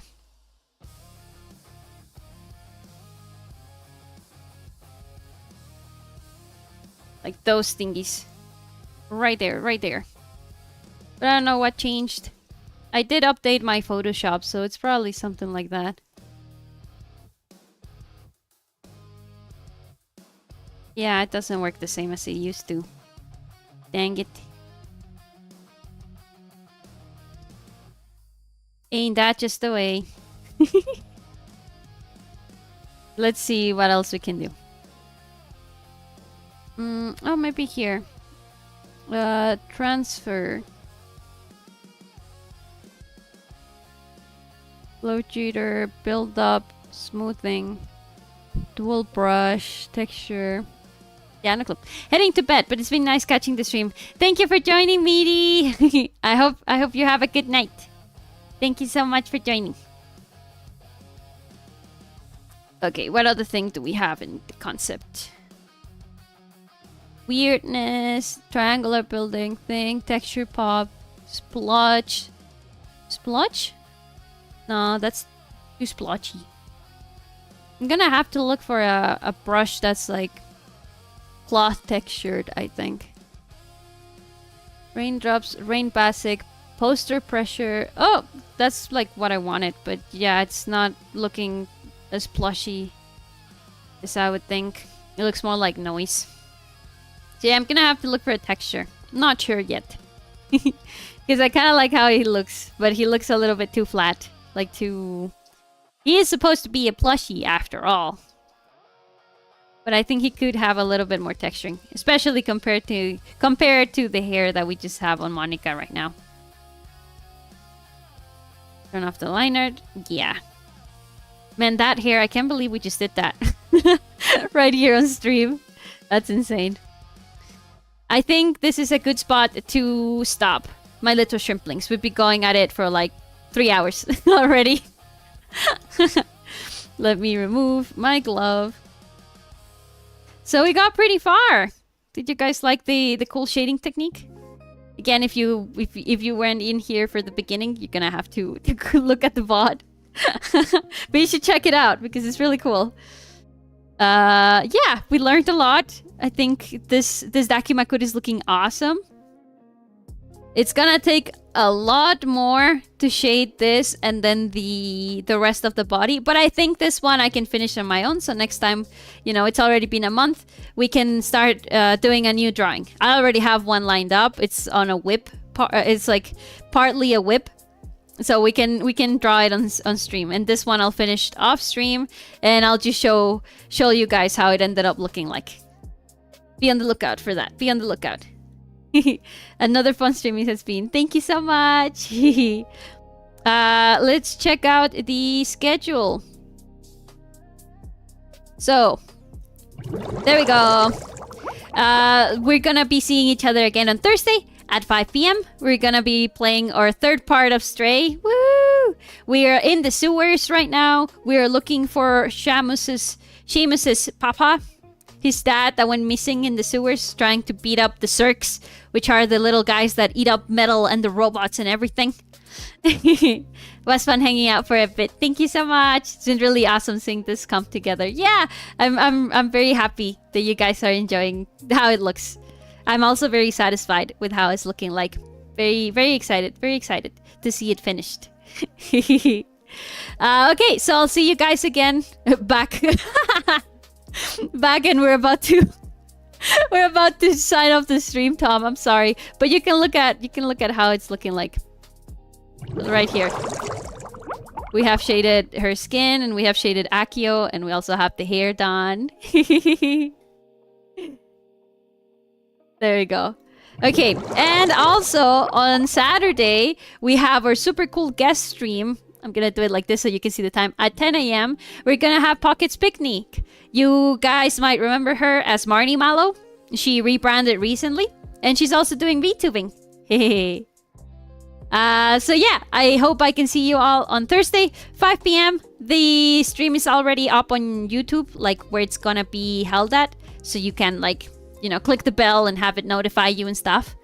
And if not, you can check out the shrimp tank, which is pinned in the chat and in the description. And I also put like all of the notices for it, like when we go live and the upcoming streams and everything like that. Thank you guys so much for joining. I had a lot of fun today with you drawing. I always do. I really like it. Bye, Anna. In case I don't see you, good afternoon, good evening, and good night. Good night, my little shrimplings. Thank you all so much for joining. I hope you had fun. It was a pretty chill stream. I will see you all on Thursday. Stay shrimp. Don't shower. Hunch a lot. Sleep a lot. And replay DDLC because it's about time. Yeah, it's about time for you to replay it. Go replay it right now.